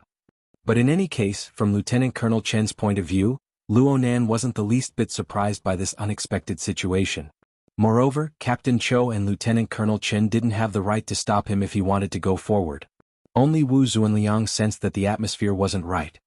He raised his voice and shouted, "Luo Nan." It was also at this moment that the 2 names that came out of his mouth looked at each other across the warning line. Compared to Luo Yuan's preemptive show of strength, Luo Nan's observation was more meticulous. Or perhaps it could be said that he was a bit more brazen. He sized up the person in front of him from head to toe, especially the person's obviously old clothes. Several seconds later, Luo Nan spoke with an admiring tone. "It's really amazing to be able to find clothes to cover your body in this environment." Luo Yuan's gaze never left Luo Nan. When he heard Luo Nan's words, his overly thin cheeks twitched slightly. but in the end he still responded indifferently. After all, I've stayed here for a long time. It's normal for me to keep some clothes. The people around them were confused, but the two didn't seem to have any intention of explaining. Luo Nan turned his head around and nodded at the stupefied Dr. Wang. It looks like a more suitable explanation has come uninvited. This. Dr. Wang did not know whether to respond or not. The muscles on Luo Yuan's cheeks twitched again and he smiled coldly. I don't want to say it again. Personal emotions can't be taken seriously. That's the truth. Are you flaunting your preposterous bigotry in front of me? Luo Nan continued to walk forward, easily crossing the line of exoskeleton armor. The distance between him and Luo Yuan grew closer and closer. Today you seem to be very happy to display the image of a frustrated and infatuated person in front of me. This isn't even as refreshing as last year's dimensional crossbow? Is it because I'm not so easy to kill now, so you might as well change your method? Are you preparing to disgust me to death? Luo Yuan's smile seemed to deepen a bit. You should be enduring the disgust and doing some unqualified but necessary things. Is this the rumored sociopath? Well, I'm not surprised. Luo Nan had already arrived at the edge of the caved-in area. The distance between him and Luo Yuan was no more than 3 meters. From his angle, he could already see the bumpy edges of the caved-in cavern wall, as well as the chaos at the bottom. Yes, there was also the remains of the lizard mutant that had just been possessed and transformed by Luo Yuan. Right now, only a few broken scales remained. This was also a clone body produced by Luo Yuan's laboratory. It had to be said that Luo Yuan's technological route was compatible with Luo Yuan's ability. Luo Nan had prepared ahead of time, and the results were almost the same as Luo Nan's spatial shift. Only the heavens knew how many similar chess pieces Luo Yuan had planted over the years. What level had the production capacity of his laboratory reached? If Luo Nan wanted to get rid of Luo Yuan cleanly and efficiently, he would need to find the unchanging behind the myriad of transformations. All of this happened in a flash of thought. Luo Nan and Luo Yuan looked face to face again, and their eyes carried a bit of killing intent. As for Luo Yuan, the thoughts of his kind had not changed at all. It was just that in this place, in this environment, and in this atmosphere, everyone was more restrained. That was all. Luo Nan was now a bit sociopath. The evidence was that he had begun to seriously consider having a chat with Luo Yuan. At the very least, he wanted to collect some first-hand information for future preparations. Mr. Luo Yuan, although I don't really understand this society, I know that when it comes to socializing, you need to be honest on the surface at the very least. You see, regarding the matters of the past, especially the matters related to my mother. So the people of the Luo family are really people who are willing to be scolded. Luo Nan's gaze continued to grow cold, and so did Luo Yuan. And at this time, Tang Yi suddenly spoke from behind the cordon. Her target was Lieutenant Colonel Qin, who was in a highly tense state. Mr. Lieutenant Colonel, you're from Spring City, right? Were you still in school in the 80s? I went to military school. Lieutenant Colonel Chen was a qualified sociopath. He quickly reacted after receiving Tang Yi's signal. He successfully organized his words. I was already in military school in the 80s. It was no different from entering the army. So, you have an understanding of the wilderness back then? Yes. I didn't just attend classes. I also had patrol missions. Lieutenant Colonel Chen slowly got on the right track. He began to take the initiative to speak. It was much more chaotic than it is now. Not only were the mutants wreaking havoc, but there were also roaming bandit squads composed of vagrants. For a convoy like ours, we basically killed our way through 100 kilometers. Tang Yi entered the role of a supporting character. It's understandable. I just calculated. The distance between the 100 Races laboratory and the nearest supply base is approximately 200 kilometers? It's more than that. The one we passed through was newly built in the year 93. The original base was 180 kilometers further back. It was very easy for mutants or vagrant bandits to cut off the road with such a distance back then. Lieutenant Colonel Chen thought of Luo Nan's previous question and was the first to come to a sudden realization. Also, the 80s were affected by several Type A mutants. The first half of the year was the bleeding season, around Spring City. It was even more dangerous. Generally speaking, regular and necessary trips into the wilderness would have to wait until the second half of the year. This situation was only alleviated after the all-out counterattack in recent years and the elimination of the key sources of danger. The so-called bleeding season was similar to the rushing tide in coastal cities. They were both names for large-scale riots by the mutants in the wilderness. This explained why Bo Qingwen was clearly pregnant at the time. Why was she still in the wilderness? Of course, looking at it from another angle, the pregnancy was inappropriate. Luo Zhonghen could also be blamed for it. Luo Nan turned his head to look. His gaze passed through the array of exoskeleton armors and saw Tang Yi, the tallest of them all. Regardless of whether or not Tang Yi could see him, Luo Nan still smiled subconsciously. It was unknown what encouraged Dr. Wang at this time. He spoke in a weak voice, speaking of the bleeding season. I seem to remember a bit. Tang Yi continued to cooperate with him. Is it related to the bleeding season? It's the surrounding tribes. Dr. Wang did his best to recall. Back then, the laboratory was able to stand over there. A good portion of it was because we got along well with the vagrant tribes next to us. Sometimes bandits would surround us and everyone would help each other out. But the bleeding season that year was especially long. The tribes that had a good relationship with us were all hurt. Some of them were even forced to migrate to the northwest to avoid the agitated volcanic areas. Especially when the weather turned hot, which was in June, the laboratory received a lot of injured people. They were all from tribes that we were familiar with. Then, something happened a few days later. Luo Nan's extraordinary perception wasn't affected by the distance of a dozen meters. He could hear Dr. Wang's voice no matter how weak it was. As the information entered his mind, many fuzzy details gradually became clear. Suddenly he thought of something and raised his voice to ask, Dr. Wang, when the accident happened back then, this is the person next to me. Is he there? Luo Yuan's gaze pierced over, but Luo Nan completely ignored him. The person on the warning line stammered a few times before finally responding vaguely, he shouldn't be there. Only then did Luo Nan return Luo Yuan's gaze.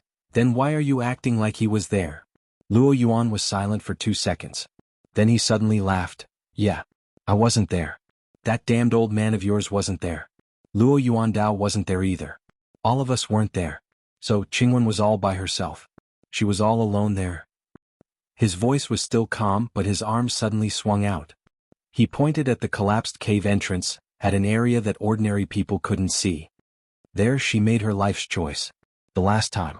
The stupidest time. She was even stupider than her choice of Luo Zhonghen. She only chose a lump of flesh. Before she closes her eyes, that thing has no meaning. The sound wave quickly dissipated above the ruins. Some of it crashed into the collapsed cave entrance, causing a weak echo. Luo Nan didn't retort. He stood at the edge of the cave entrance. He could vaguely feel the almost non-existent slight vibration beneath his feet. Soul strength, which was more remarkable, covered an even larger area. It captured even more details. It far surpassed the domain that the basic 5 senses of a human could reach. But Luo Nan still felt that there was a layer of separation here. Since he came from flesh and blood, then he returned with flesh and blood was the correct principle. Luo Nan gazed at the fuzzy and chaotic cave bottom. A second passed before he spoke softly, take me there to take a look. I'll have to trouble you? Please.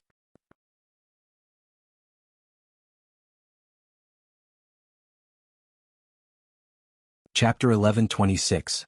Luo Yuan straightforwardly agreed to Luo Nan's request. It was so straightforward that Luo Nan suspected that Luo Yuan had come for this very reason. In comparison, persuading Professor Wu Zuanliang to obediently stay outside the collapsed area took a bit more effort. The old professor wasn't stupid. Of course he could see the high tension between Luo Nan and Luo Yuan. He was afraid that the two would go down and start a fight, causing trouble. Luo Yuan wanted to go down the well. Lieutenant Colonel Chen and Captain Cho tried to persuade him. In the end, Luo Nan walked back and comforted him. Professor, don't worry. I won't do anything today. Tang Yi rolled her eyes at Luo Nan. She turned her head and said with a smile, Teacher, don't worry about this. When immortals fight, mortals suffer. If this continues, the ones who will collapse will be Lieutenant Colonel Chen and the others. Wu Zuanliang glared at her. Immortals my ass. What's so great about being an ability user? It's not like I haven't seen it before. Tang Yi's smile didn't change. In any case, once this membrane was pierced, some things would be easier to talk about.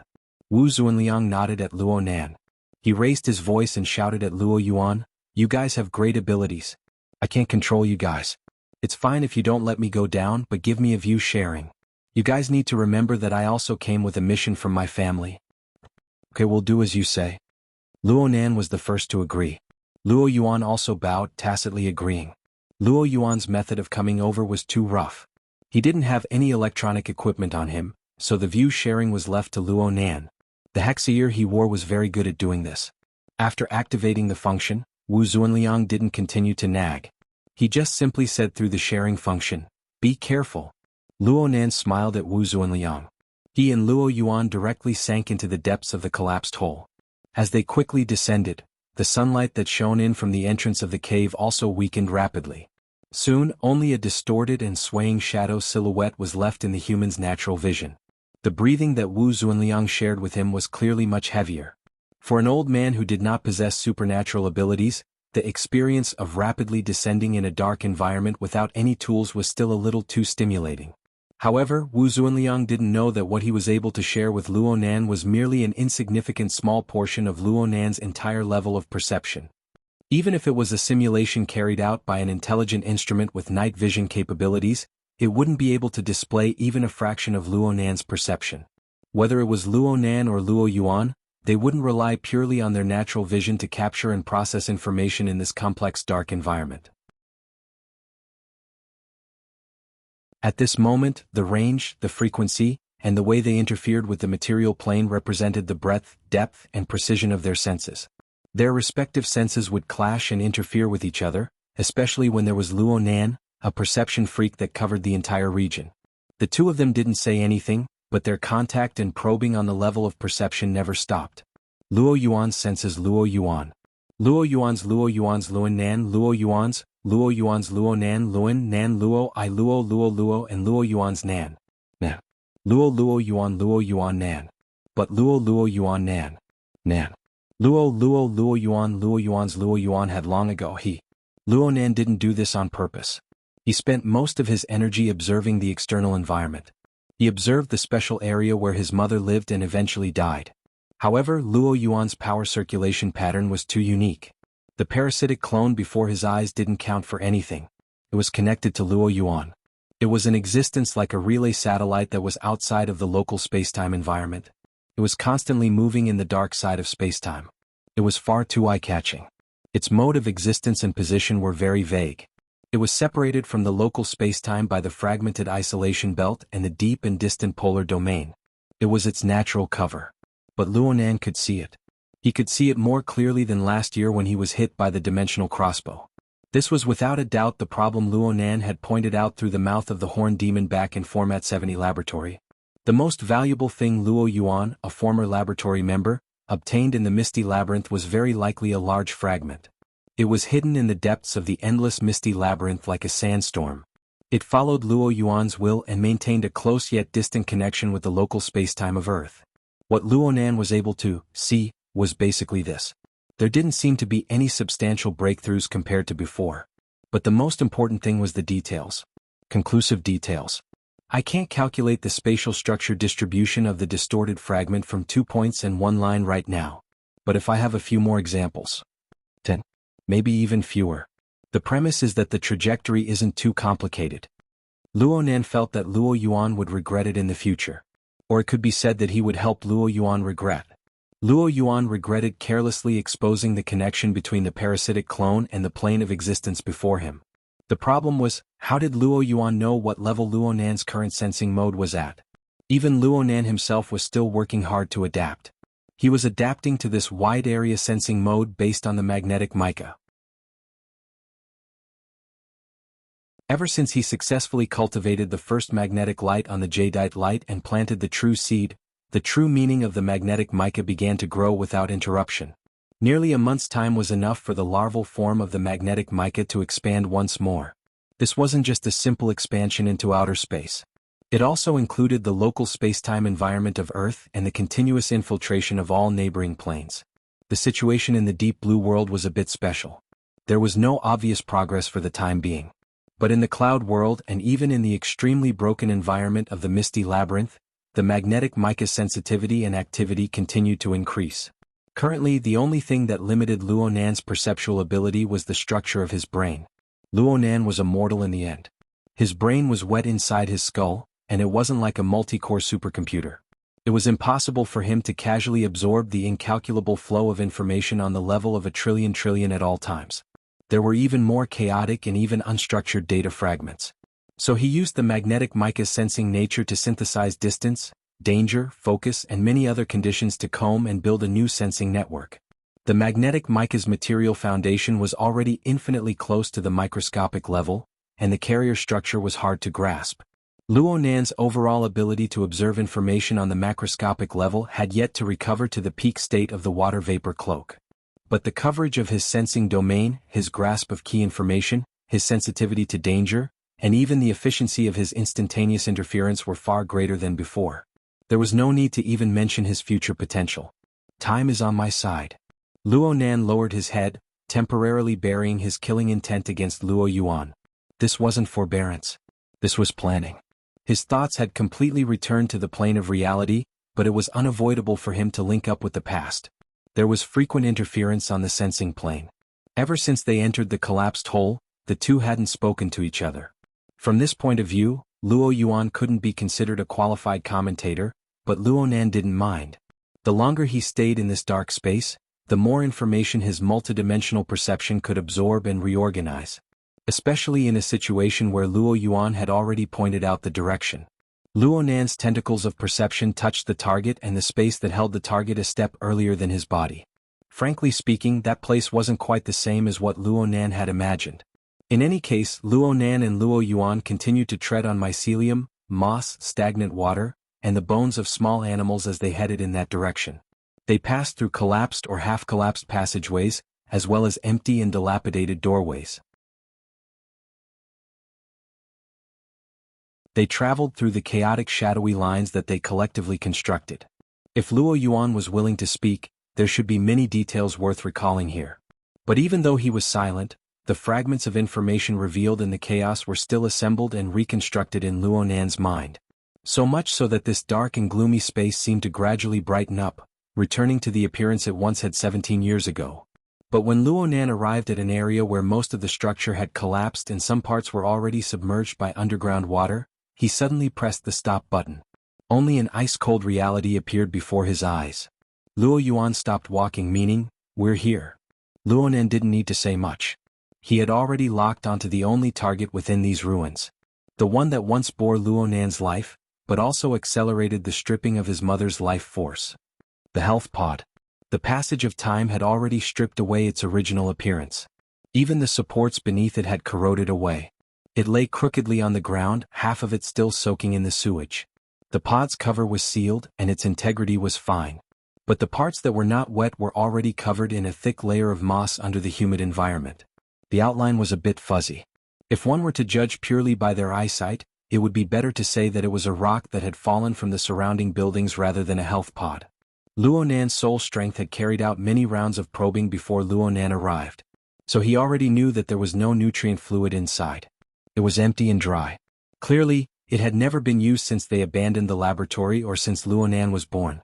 This thing didn't have a clear sense of existence and it was very hard to naturally extend a special meaning. Even Luo Nan needed to decorate it with his memories and emotions.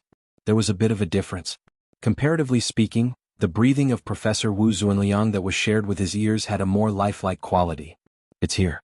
It's like this." Luo Yuan spoke for the first time since entering the collapsed cave.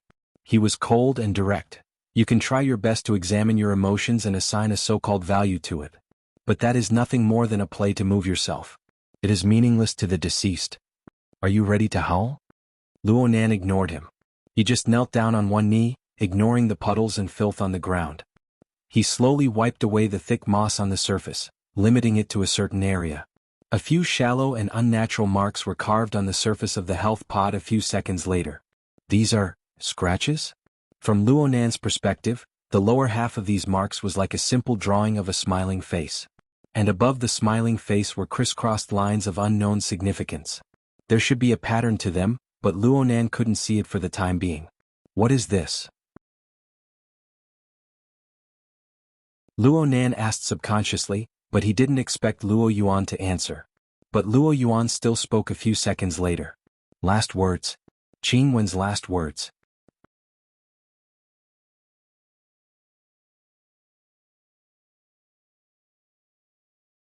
Chapter 11:27. In the darkness, Luo Yuan's voice was like the tip of a blade rubbing against the moss of the ruins. These marks were smeared with blood when her remains were discovered. The bandits who broke and used a high-power electromagnetic bomb to cut off all communication between the inside and the outside. Aside from the self-operating life maintenance devices like the health pod, all the surrounding electronic devices were destroyed. She could only leave a message through this method. But not long after, the bloodstains dried and blurred. Luo Zhonghing used a knife to carve the original marks as a memento. So, this isn't first-hand information. Luo Nan took a deep breath. What's the meaning of this? How would I know? Luo Yuan's tone didn't sound like he was rejecting Luo Nan. Instead, it sounded like he was depressed and jealous. Luo Nan understood. Was it left for my dad? Luo Nan subconsciously curled his lips. Only then did he feel his facial muscles turn numb. It was hard to pull even the tiniest of movements. At the same time, his mind also turned numb. It was to the extent that even the most basic of imagination abilities were frozen. He wanted to replay the scene back then, but his mind was empty. In the end, Luo Nan just put down his other knee. He silently knelt before the remains of the health pod. He gazed deeply, making sure to brand these scratches into the depths of his memory. Gradually, his gaze became a bit empty. It passed through the scratches and the body of the pod to cast into an even deeper place. Luo Yuan saw that Luo Nan didn't move for a long time. He had no intention of respecting Luo Nan's feelings. He brought up an old topic and sneered. Are you really going to cry? Do you want me to step back so you can brew your emotions? Luo Nan didn't pay attention to him. He was like an inanimate sculpture. It would be perfect if he really was dead. Luo Yuan's thoughts spun in his mind. He didn't go so far as to forcefully pull Luo Nan up. He just stared at the back of the young man's head. He pondered the possibility of using the planar crossbow to completely destroy the young man's body and soul. He had to admit that he was the same as the vast majority of people in the world. He was finding it harder and harder to see through Luo Nan. Actually, he didn't see through Luo Nan clearly last year near the city square of Xia City. Otherwise, Luo Nan wouldn't have been able to escape alive. Even if it was a diversion scheme, it was the same. This was even more true now. At that time, he was still able to touch upon the exceptionally fragile boundary between Luo Nan's material and mental state. He could have attempted to obliterate Luo Nan's fleshly body and put an end to all troubles. So today that border had almost disappeared. Even if he used his unique polar domain perspective to observe, all he could see was the intertwining and disorderly trajectories of the power, as well as the energy clouds that stimulated each other. The muscles on Luo Yuan's cheeks twitched slightly. This time he was grinding his teeth unconsciously. The more he used clairvoyance, the more he was able to confirm that this kid Luo Nan was mixed and blended together with the material world, the polar domain of the abyss, and the ever-changing sea of consciousness. Even if this fusion wasn't complete, even the word fusion wasn't accurate enough. The so-called fusion could only prove that Luo Nan possessed an extremely powerful interference force towards the domains mentioned above. Even though he wasn't doing anything right now, his very existence had set off undulating waves in many domains. His true existence was hidden beneath these waves that interweaved and influenced each other. No matter what angle one looked at it from, all one could see was an incomplete silhouette. Only by synthesizing different observation angles and refining them could one capture Luo Nan's tracks. But this wasn't an exact answer. For example, even if this youth's body was clearly and plainly placed before one's eyes, one could reach out and touch it. But if one wanted to deal a fatal blow to Luo Nan, one would not just need to pierce through the polluted air of the laboratory ruins. One would need to do so on every plane that Luo Nan could instantly interfere with. Even if the offensive power of the planar crossbow was unparalleled under the heavens, with Luo Nan's current wide-area interference ability, would Luo Nan still be standing there when the planar crossbow pierced through the multifaceted interference waves of the polar domain of the abyss, the mental plane, and the material plane? It must be known that Luo Nan was a bastard proficient in teleportation. The sound of Luo Yuan grinding his teeth was a bit too clear in the extremely quiet environment. Luo Nan, who had been silent for a long time, suddenly opened his mouth. If you want to target me, design an assassination plan or something. Just do some thought experiments. It's best if you don't blindly use the real thing. The real thing that Luo Nan spoke of was obviously the massive spacetime fragment that the planar crossbow was entrusted to. Actually, Luo Nan's words could be interpreted the other way around. He hoped that Luo Yuan would be provoked and make a few more useless attempts. In this way, perhaps it wouldn't be long before Luo Nan could lock onto the location of the fragment and eliminate this hidden danger. Luo Yuan's eyes narrowed, but he didn't oppose Luo Nan with equal harshness. Instead, he maintained his silence. He noticed that the wide-area multi-layered chaotic interference effect clearly retracted as Luonan opened his mouth. It seemed that Luonan was exerting his strength before, but now it had returned to normal. It lost a portion of its tension, but it became a bit more gloomy. This undulation caused the surrounding space to slightly fluctuate. What was Luonan doing? Luo Yuan was silent in thought, but Luonan didn't let him go. After breaking the silence, Luonan no longer seemed to be immersed in the confusion of family and the past. He stood up, not caring that his clothes were already soaked in dirty water. He turned his head to look at Luo Yuan. Light gathered in his pupils amidst the darkness, and they flickered coldly. I've suddenly discovered that you always like to do unnecessary things. Is this the aftereffect of being accustomed to being driven by delusions and emotions? Luo Yuan laughed hoarsely. This is the tone of someone who has been sick for a long time. No, I'm interrogating you. Luonan stepped on the dirty water under his feet and took 2 steps toward the health pod. His knees already touched the body of the pod. He leaned forward and reached out with his hand to touch the ruins of the wall that the tilted health pod was leaning against. A few raps rang out in the darkness. They were deep but not empty. They were solid. But Luonan was even more certain. When you were blindly gesticulating just now, didn't you notice that the structure here is more brittle?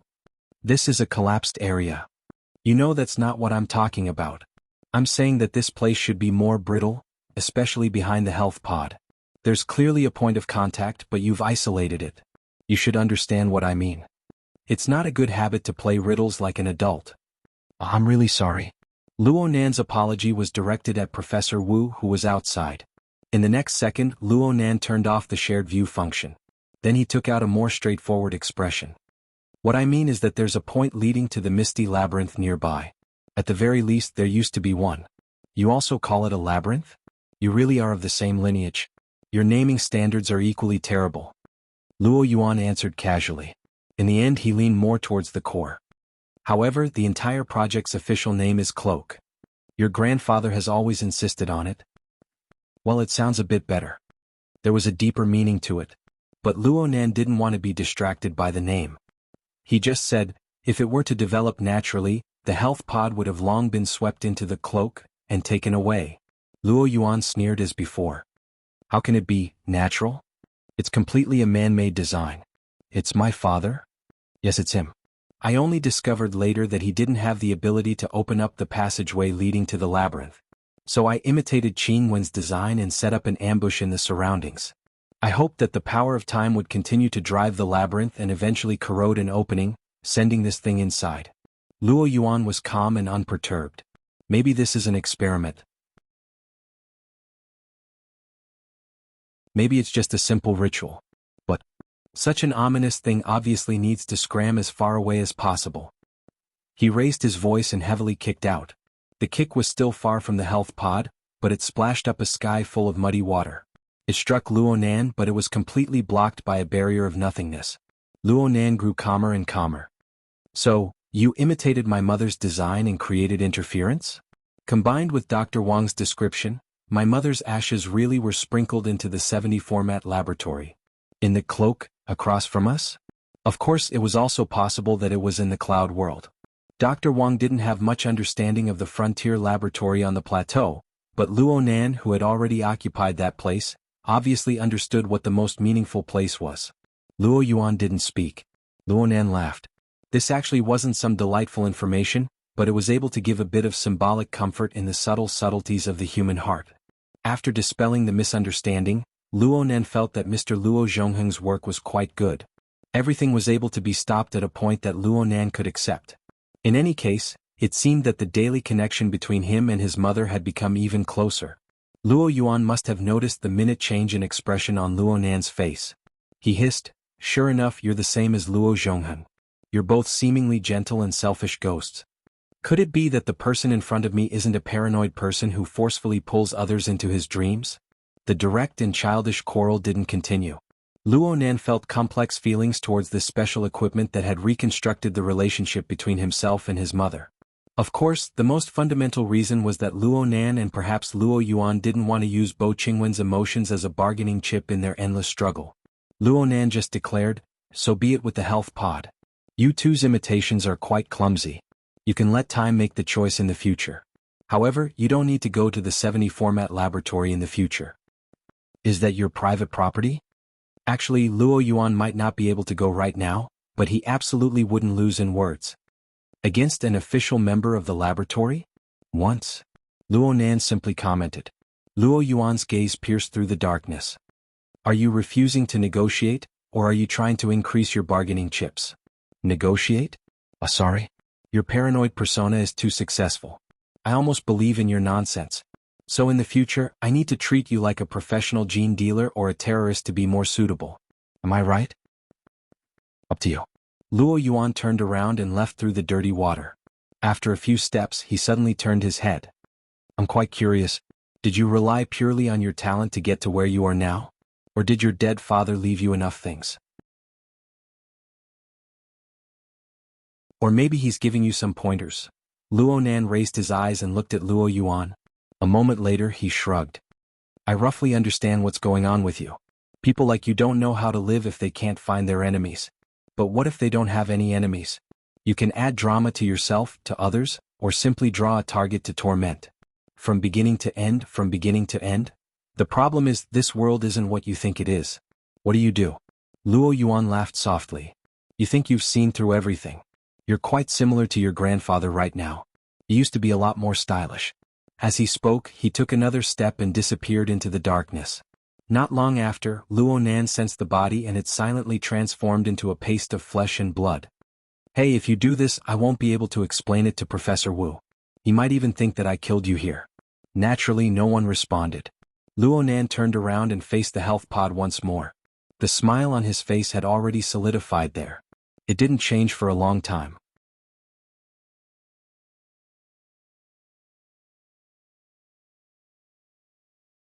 Chapter 11:28. Ruiwen floated within the misty maze. The countless fine grains of sand in her surroundings continued to jump about. They didn't have a real trajectory, or perhaps they were just expanding and contracting, striking and repelling each other. These fragmented grains of sand inherited the initial force they received when they were torn apart from their relatively intact state. They also received the effects of countless forces that were of the same or close to the same source, resulting in astonishing complexity. Moreover, the local spacetime of Earth was infected with the support and interference of another set of construction rules. This complexity increased by an order of magnitude and it continued to grow. There were no rules inherent to ordinary spacetime here. But fragments of similar rules interweaved with each other from time to time, transforming into countless possibilities. There was a peculiar beauty to the process of possibility, its germination and continuation. It was like the continuous spraying of paint on a canvas where not a bit of white could be seen. The flowers that bloomed and withered, constructed by countless coincidences, blossomed and withered in an instant. Of course, actual flowers didn't exist. Only people who truly possessed the corresponding talent and ability were able to glimpse the beautiful and splendid law of possibility. And if one wanted to find and lock onto the most valuable flower within these flowers that bloomed and withered in an instant, then conduct deeper research, not only did one need to possess an extremely strong observational ability, one also needed to have persevering patience, some interference abilities, and even the ability to control oneself. Only then would one's body and mind not be assimilated within this unique and endlessly flowing sea of flowers. Sometimes Ruiwen would find it strenuous, but she would quickly get used to it. This was Ruiwen's method of perception. Ruiwen had been adapting to her own abilities ever since she had awakened through the altar frame that Luo Nan had created. After all, the speed at which her abilities expanded was astonishing. Her extraordinary power had continued to strengthen in the following months, including her long slumber. Moreover, there didn't seem to be a clear barrier or upper limit. Actually, she wasn't too clear on the nature of her own abilities. She didn't know whether or not she was making reasonable use of them. However, it was precisely under the influence of this ability that she had a unique vexation. Ruiwen hadn't mentioned this to anyone. In fact, she wasn't too sure herself, but she seemed to prefer staying within the misty maze up until now. At the very least, this place was still in the midst of continuous changes. In the outside world, in a spacetime environment where the basic flow was limited, no matter how brilliant the colors were, they would wither in an extremely short period of time. No matter how complicated the branches were, they would also be erased in the end. What appeared in front of her was only a gray and silent river. Perhaps it would change its direction and shape from time to time, but no matter what, there was no end to it. Occasionally, a small number of shadows would struggle tenaciously in the river, swimming with her in the long river. Then they would be extinguished and assimilated. As her abilities continued to grow, the colors withered and disappeared faster and faster, and the process of entering a state of deathly stillness also became shorter and shorter. But no matter what, the final result would be the deathly stillness of the ashes, the silent flowing but unfathomable chaos. She instinctively disliked the situation and had tried to interfere. She seemed to be able to make the people around her stay in the river for a longer time, but it was only an instant before everything returned to silence. In comparison, there were a few who did not need her interference. They struggled in the river of time and continued to exist for a longer time. Tenacious light and shadow would inevitably make her look at him in a new light. There was no doubt that Luonan was an extremely special one among the extremely small number of tenacious light and shadow. Ruewen was unable to see through the shadow he extended out to this day, and he had always drawn strength from it to strengthen himself, realizing rapid expansion. So much so that Luonan was often the one who traveled with her the longest in the long and dark river of constantly changing silhouettes and directions, even if he was warped and deformed many times, becoming unrecognizable. But it wasn't just this. Actually, Ruewen didn't need to find any reason. She just needed to see the result that appeared in the long and dark river of time. As long as the final shadow was Luonan, she would always feel a bit of comfort before entering the ultimate solitude. It should be even further, even further, even further. At this very moment, Ruewen's gaze pierced through the surrounding chaotic sea of flowers, to gradually lock onto Luonan's location. Due to Luonan's special position in the structure of her perception, as well as his extraordinary sense of existence in the long and deathly still river, finding Luonan was much easier than locking onto any other target in the world. Soon Ruewen confirmed that point. At the same time, she utilized the unrealized possibilities of the misty maze to draw a rough path ahead of time. Then she used a certain amount of interference power to erect a tunnel that led directly to that point. In the next second, Ruewen was floating on the long and withered river of countless blooming lights. She flowed downstream, and when she came to a stop, Luonan was right before her eyes. Just a bit off. Luonan and Ruewen locked gazes at each other in this moment. Luonan's pupils slightly narrowed, and his gaze focused on Ruewen's body. After a moment of astonishment, he laughed and waved his hand at Ruewen. The two were close at hand, but there was a transparent glass-like barrier between them. From a specific spatial meaning, Luonan was inside and Ruewen was outside. Oh my! I really shouldn't have chased away the true god and the others. Otherwise, just based on what happened just now, it would be the tempo of a horror movie. In the end, Ruewen smoothly teleported inside. Her eyes drooped as she listened to Luonan's teasing. This was the 70 format laboratory. Luonan had just seized it back not too long ago. It was one of the most important assets and results of the Luo family. Every inch of the space that housed the laboratory was designed and constructed by Bo Qingwen back in the day. Bo Qingwen had used local materials and domain fragments to reassemble the laboratory. Though it didn't have the support of supernatural powers, it was still able to exist for a long time within the misty maze that didn't possess the complete laws and structure of spacetime.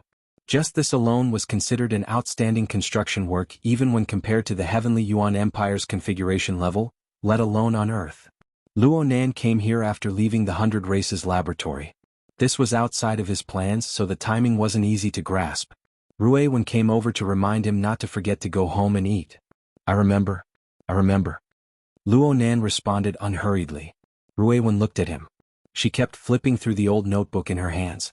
Luonan had a lot of these things in his hands right now. Most of them were from the batch he had traded with the Horned Demons last time. These were all Luo Yuandao's many years of records and experiences. There was a lot of information and he was still in the process of sorting them out.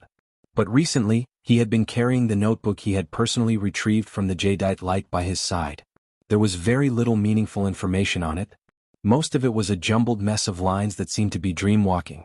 But these lines themselves contained. At the very least, they drew in a special power. Ruewen swept her gaze over the seemingly meaningless lines on the page. Then she cast her gaze towards the endless sandstorm outside. I ran into Luo Yuan today. Yeah, you haven't really interacted with him. That fellow is quite troublesome. Of course he's even more annoying. Luonan habitually engaged in a one-sided chat with Ruewen. He described today's encounter and poured out his thoughts. That fellow is annoying. His stomach is filled with a pile of secrets. It's going to rot, but he's still very stingy. He talks halfway and then he thinks of pricing. No, he's just trying to disgust me. Ruiwen withdrew her gaze from the outside world and stared quietly at Luo Nan. But the words he said today had a very strong purpose. He revealed some intentions of wanting to cooperate. But what kind of cooperation can I have with him? A mist labyrinth? Or genetic engineering? The former is more likely, but he should know that I won't spit on this matter. Luo Nan's hands continued to flip through the pages, but the corner of his lips gradually froze. Speaking of which, why do I feel like he's threatening me? He mentioned my grandfather. Speaking of which, the arrangements at the nursing center really can't block the planar crossbow. It'll be hard for me to react in time. Sure enough, it's safest to get rid of such a highly dangerous fellow in time. Ruiwen tilted her head slightly. Do we make our move now? Girls shouldn't easily shout about fighting and killing. Luo Nan rubbed Ruiwen's head again. Ruiwen lowered her head and let his palm fall on the warm crown of her head. Actually, there's one thing that I'm quite mindful of. Luo Nan was silent for a moment. Then he suddenly asked for her opinion. Oh Ruiwen, what's your first reaction when you hear this? He's still guiding you? Ruiwen thought seriously. Someone's teaching me? That person? Which one? It doesn't matter which one it is. Let's pick at the words.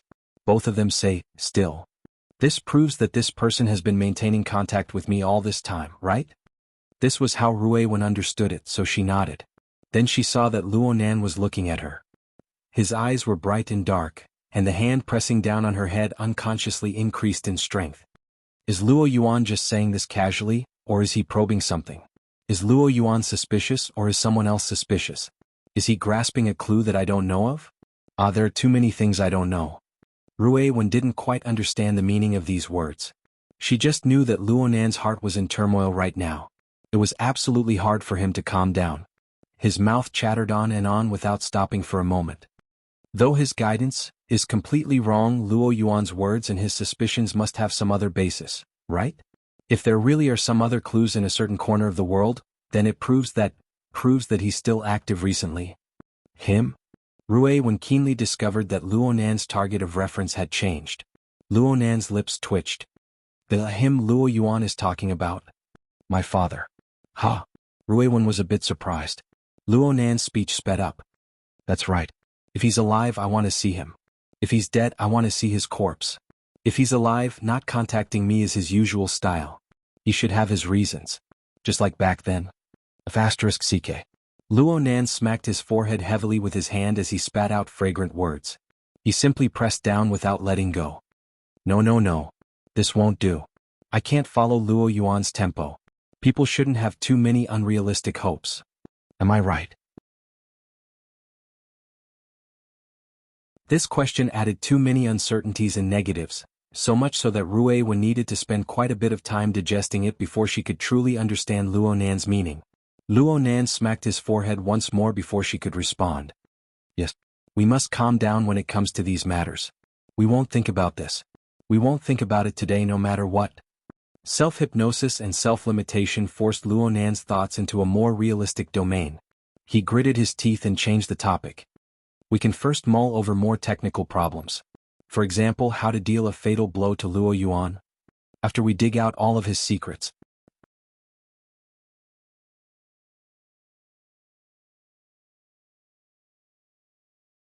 Chapter 1129.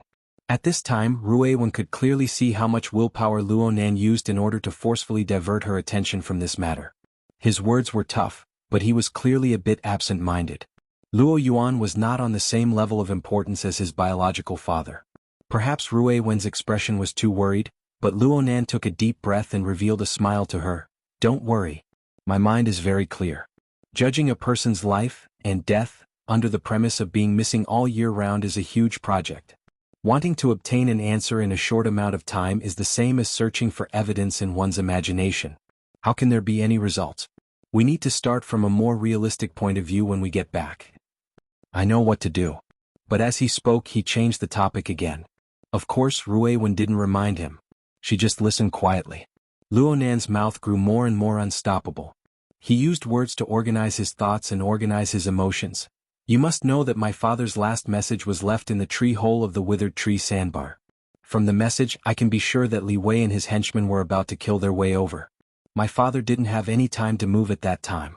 So, if something were to happen, it could only happen in Xia City and its surroundings. I just looked up some information. President Ouyang was already an extraordinary at that time. The psychic wave network was already in its embryonic form. Perhaps he could provide some information. Also, I believe that my father won't allow himself to be captured without putting up a fight. He will stir up some noise no matter what. The surveillance from that time? The possibility of this being left behind is too small. But even if there isn't, the extra traces created in order to erase the traces are also clues. I will sort through these matters. First, I will cast a wide net. Then I will find important people and links to make breakthroughs. I won't be like a headless fly bumping around randomly. I won't let my emotions and delusions fly. Luonan spoke clearly and logically. His train of thought was clear and definite, but Ruiwen still noticed that he was flipping the pages of the notebook in his hand. But Luonan finally succeeded in changing the topic to this point. Come. Let's consider the problem of Luo Yuan and the large-scale fragment he occupies. In a certain sense, he and we are neighbors. He relies on the key and password my parents gave him. I believe that even if he studied and explored the mist maze many years earlier than us, his understanding of it is still not as profound as ours. Otherwise, this world wouldn't be what it is right now. Ruiwen went, Actually, she didn't quite understand. What was the difference between Luonan's this appearance and Luonan's that appearance? Would it make those mottled colors of life stay a little longer? Luonan chattered a few words. His mood seemed to have completely calmed down, and his tone became even more resolute. We definitely know more than Luo Yuan. If he wanted to pry into the core area, it would be very difficult to accurately aim without the external neuron. Without the soul cloak and the altar spider web, he would not be able to withstand the impact of the torrent of information from the other side. He would not even have Luo Yuan. There's also the tree hole, the lens, and of course you, Ruiwen. That's right. Because of you, not only did we understand the basic structure of the mist maze, but we also gained a preliminary understanding of its changes. If the core area really is as dangerous as we've observed, then I don't believe that Luo Yuan can occupy a sufficiently weighty base there. Therefore, his fragment can only be in the periphery. Luonan made an even clearer judgment. According to our observations, the fragments outside the core area are mostly fragmented, but we can't rule out exceptions. Perhaps they were bounced out due to some sort of impact or disturbance in the core area in the past. It's just like the fragments with potential that you predicted. The periphery fragment is quite concealed, and it can be manipulated by Luo Yuan. Its corresponding nature might be that it possesses considerable mobility. Extrapolating from the situation of the planar crossbow firing, this is a possibility. It's like a spaceship traveling through the mist maze. Yes, it's a large tree-hole space. Of course, it might be much more complex and complete. Luonan didn't even need to make inferences about what sort of use a fragment drifting outside the core area could achieve. Ruiwen could find dozens to hundreds of functions, and all of them were quite threatening. Luonan muttered to himself, I don't know if Luo Yuan possesses the knowledge to fully utilize the domain fragment's configuration, but it's never wrong to be a bit careful. If we build a pseudo-plane in the future, we should start construction near the core area. It's relatively safe. Only then can the possibility of leakage be reduced to a minimum. We can kill it first. Ruiwen emphasized this opinion once more. From her perspective, this was already a very insistent attitude. Luonan waved his hand. I really want to kill it right now, but this isn't a question of whether I want to or not. There are all sorts of troublesome matters right now. It's not worth it to take the initiative to waste a large amount of energy for the sake of a character whose standpoint isn't particularly clear. And with the concealment of the fragment's influence, killing it in local space-time might not be a fatal blow. Even you, Ruiwen, would find it difficult to find that fellow in the misty maze. Am I right? Indeed, locking onto a target in a short period of time within the boundless and chaotic misty maze might be even more difficult than exploring the core area. However, she could work hard to do it. This was the most proactive and safest method. Even without mentioning the threat to the project, just the planar crossbow alone was one of the methods that could threaten Luonan's life the most. And in some special circumstances, the threat would be magnified by 10 times, 100 times. Luonan didn't know of Ruiwen's worries. He just followed his own train of thought upwards, so right now we're still waiting for that person to make a move. It doesn't matter if he makes a move against me or if he makes a move against someone else. Every time he makes a move, information will be exposed. Once, twice, 3 times, 5 times. When that time comes, the difficulty of finding him will drop by several levels. What if he doesn't make a move from beginning to end? If he doesn't make a move, then he doesn't pose a threat. Why do we need to waste energy to kill him? Luo Nan felt himself to be extremely calm as he spoke to this point. His calm mind was even more active. He didn't just rely on passively taking a beating to find his train of thought. Thanks to you, Ruiwen, we have a partial understanding of the environment and changing trends of the Misty Maze. We have a better direction in our detection. Detection has always been our daily routine. Since this is the case, we should put this problem into our daily work to deal with. Luo Nan flipped through his notes, his train of thought becoming clearer and clearer. Since I have some memories and knowledge of the nature of the planar crossbow, as well as today's harvest, I might as well organize them a step further. I'll find a few key points to use as reference. Reference. Ruiwen was puzzled. What I'm saying is that we should write a program for these characteristics. We should also install a plugin for the tree hole and the lens. We should pay attention to gathering information in this aspect when we scan the Misty Maze. We can organize and analyze them later. It would be best if we can find a few high-priority suspicious points to compress his activity space. We should do our work in advance. It would be best if we can accomplish this. It's fine if he doesn't make a move, but if he does make a move, then don't give him the chance to make a move. Ruiwen thought for a moment and nodded in agreement. Luo Nan closed his notebook. Okay, let's go to the tree hole space. Let's ponder over how to extract the information from that fragment. Oh, but Ruiwen wanted to remind Luo Nan that it wasn't long until dinner time. But Luo Nan's mood clearly took a turn for the better at this time.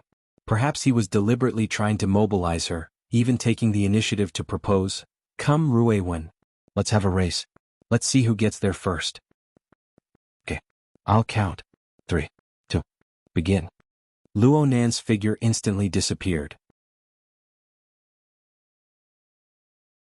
This was obviously a spatial shift, but he was unable to be like Ruiwen in the chaotic environment of the Misty Maze. It was impossible for him to be like Ruiwen and directly perform a resonant shuttle. The safest route was to first jump to the local spacetime. Then he would use the Luo clan sandwich domain to perform a second jump. There was an extra step in the chain. It was clear that there was no chance of victory. Ruiwen even had the leisure to sigh. She erected a bridge amidst the gorgeous sea of flowers. Her body and soul blended together as she teleported in an instant. Luo Nan flashed inside a second after Ruiwen stepped into the gray and white monotonous tree hole space. Oh my, you lost again? Yep. What do you want? Big brother will buy it for you. Ruiwen finally had the chance to say those words. You said you were eating dinner at home. Is it time yet? Luo Nan looked at his watch, then he laughed. Not yet. There's still a bit of time. Let's first see if we can make an embryonic form of the plugin. Then it would really be a bit too much. Ruiwen was able to see the foreordained future. Right now, Luo Nan had finally succeeded in stirring up his emotions. He spoke faster. Aside from this plugin, I still need to properly research another. Ruiwen. This. Luo Nan drew in the air in the manner of presenting a treasure. The trajectory appeared to be chaotic, but Ruiwen was able to recognize that this should be a fragment of a configuration. However, its evolutionary trend would always be interrupted at inappropriate times. Clearly, its function wasn't perfect, but it seemed that there was an external interface. She couldn't make out any more information. She could only cast her gaze over and wait for Luo Nan's explanation. This is my big discovery today. It's in that health pod. According to what Luo Yuan said, this was left behind by my mother. I feel that he wouldn't lie about this sort of matter. Luo Nan drew this fragment once more. You should be able to see that this is a kind of configuration. It's incomplete, but it's the kind of incomplete that comes after being split apart. It should be used in some sort of relatively complete configuration system. Let's go with this for the time being. Ruiwen tilted her head slightly. It has a specific use? That's exactly what I mean.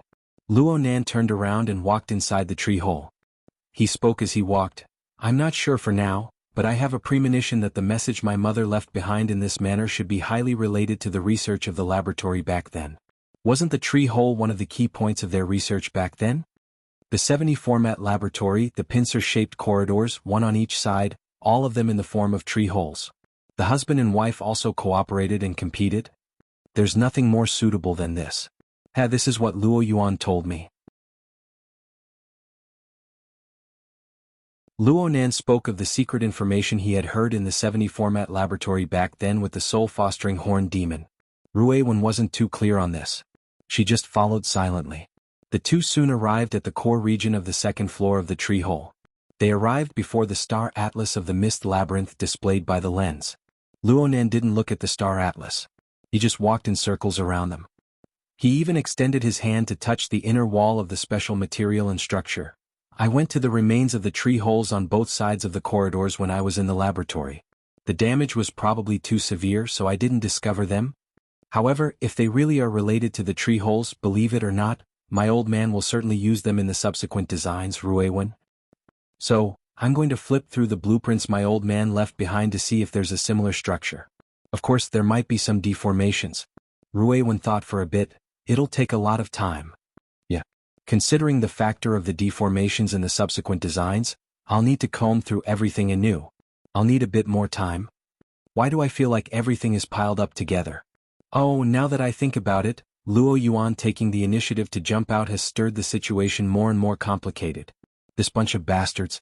They can't be thinking of using fatigue tactics, right? Reality seemed to want to nail Luo Nan's judgment to the wall. He was destined to have a life of toil in recent times. It wasn't even until the morning of the next day. In the wee hours of the morning, Ruiwen was still in her own room, earnestly researching the future trends of the mist labyrinth. She was trying to find even more definite and valuable information within that splendid sea of flowers. Mo Peng, who lived downstairs, tiptoed up the stairs at this time to knock on Luo Nan's door. This action of his could not be hidden from anyone at all. Ruiwen was completely able to hear the true purpose of Mo Peng's visit in the middle of the night. Dang dang dang dang. The 10 Days in the Wilderness expansion has been released. New plot, new system, new characters. Nanster, you said you'd take me flying? Perhaps from Mo Peng's perspective, this action of his was to help Luo Nan release the pressure. Ruiwen's foresight ability did not include the complex domain of social communication, so she was unable to comment. But in reality, it didn't take long for Ruiwen to hear Luo Nan's long sigh from within the room. Luo Nan's friend group on the Psychic Wave Network was suddenly flooded with large amounts of information at nearly the same time. The hexaear vibrated, and all sorts of notification sounds rang out in the air. Ruiwen was able to sort out the general thread of information very quickly, even though everyone's words were a bit emotional. Among the pile of information, 10 Days in the Wilderness hardcore fan Bamboo Pole's ridicule was the most representative. I didn't know that the brains of the game's designers and planners were deformed. It wasn't my fault. But when I saw the evolved skill tree, I didn't uninstall it. I even clicked on it. I watched helplessly as their brains spat shit out of their holes. It splashed all over my face. This is simply the stupidest thing I've ever done in my entire life. Bamboo Pole's words were summarized in a single sentence. 10 Days in the Wilderness, this multi-platform game that had just undergone a new version update, had a demonic moth appear. You're tuning in to the Han Li's Wuxia Adventures YouTube channel. We're so grateful for your support, and don't forget to subscribe to join us on this incredible journey through captivating stories. Your generosity through donations truly makes a world of difference, as it's the primary source of revenue that allows me to expand and enhance this channel for you. Thank you from the bottom of my heart for being a part of this adventure.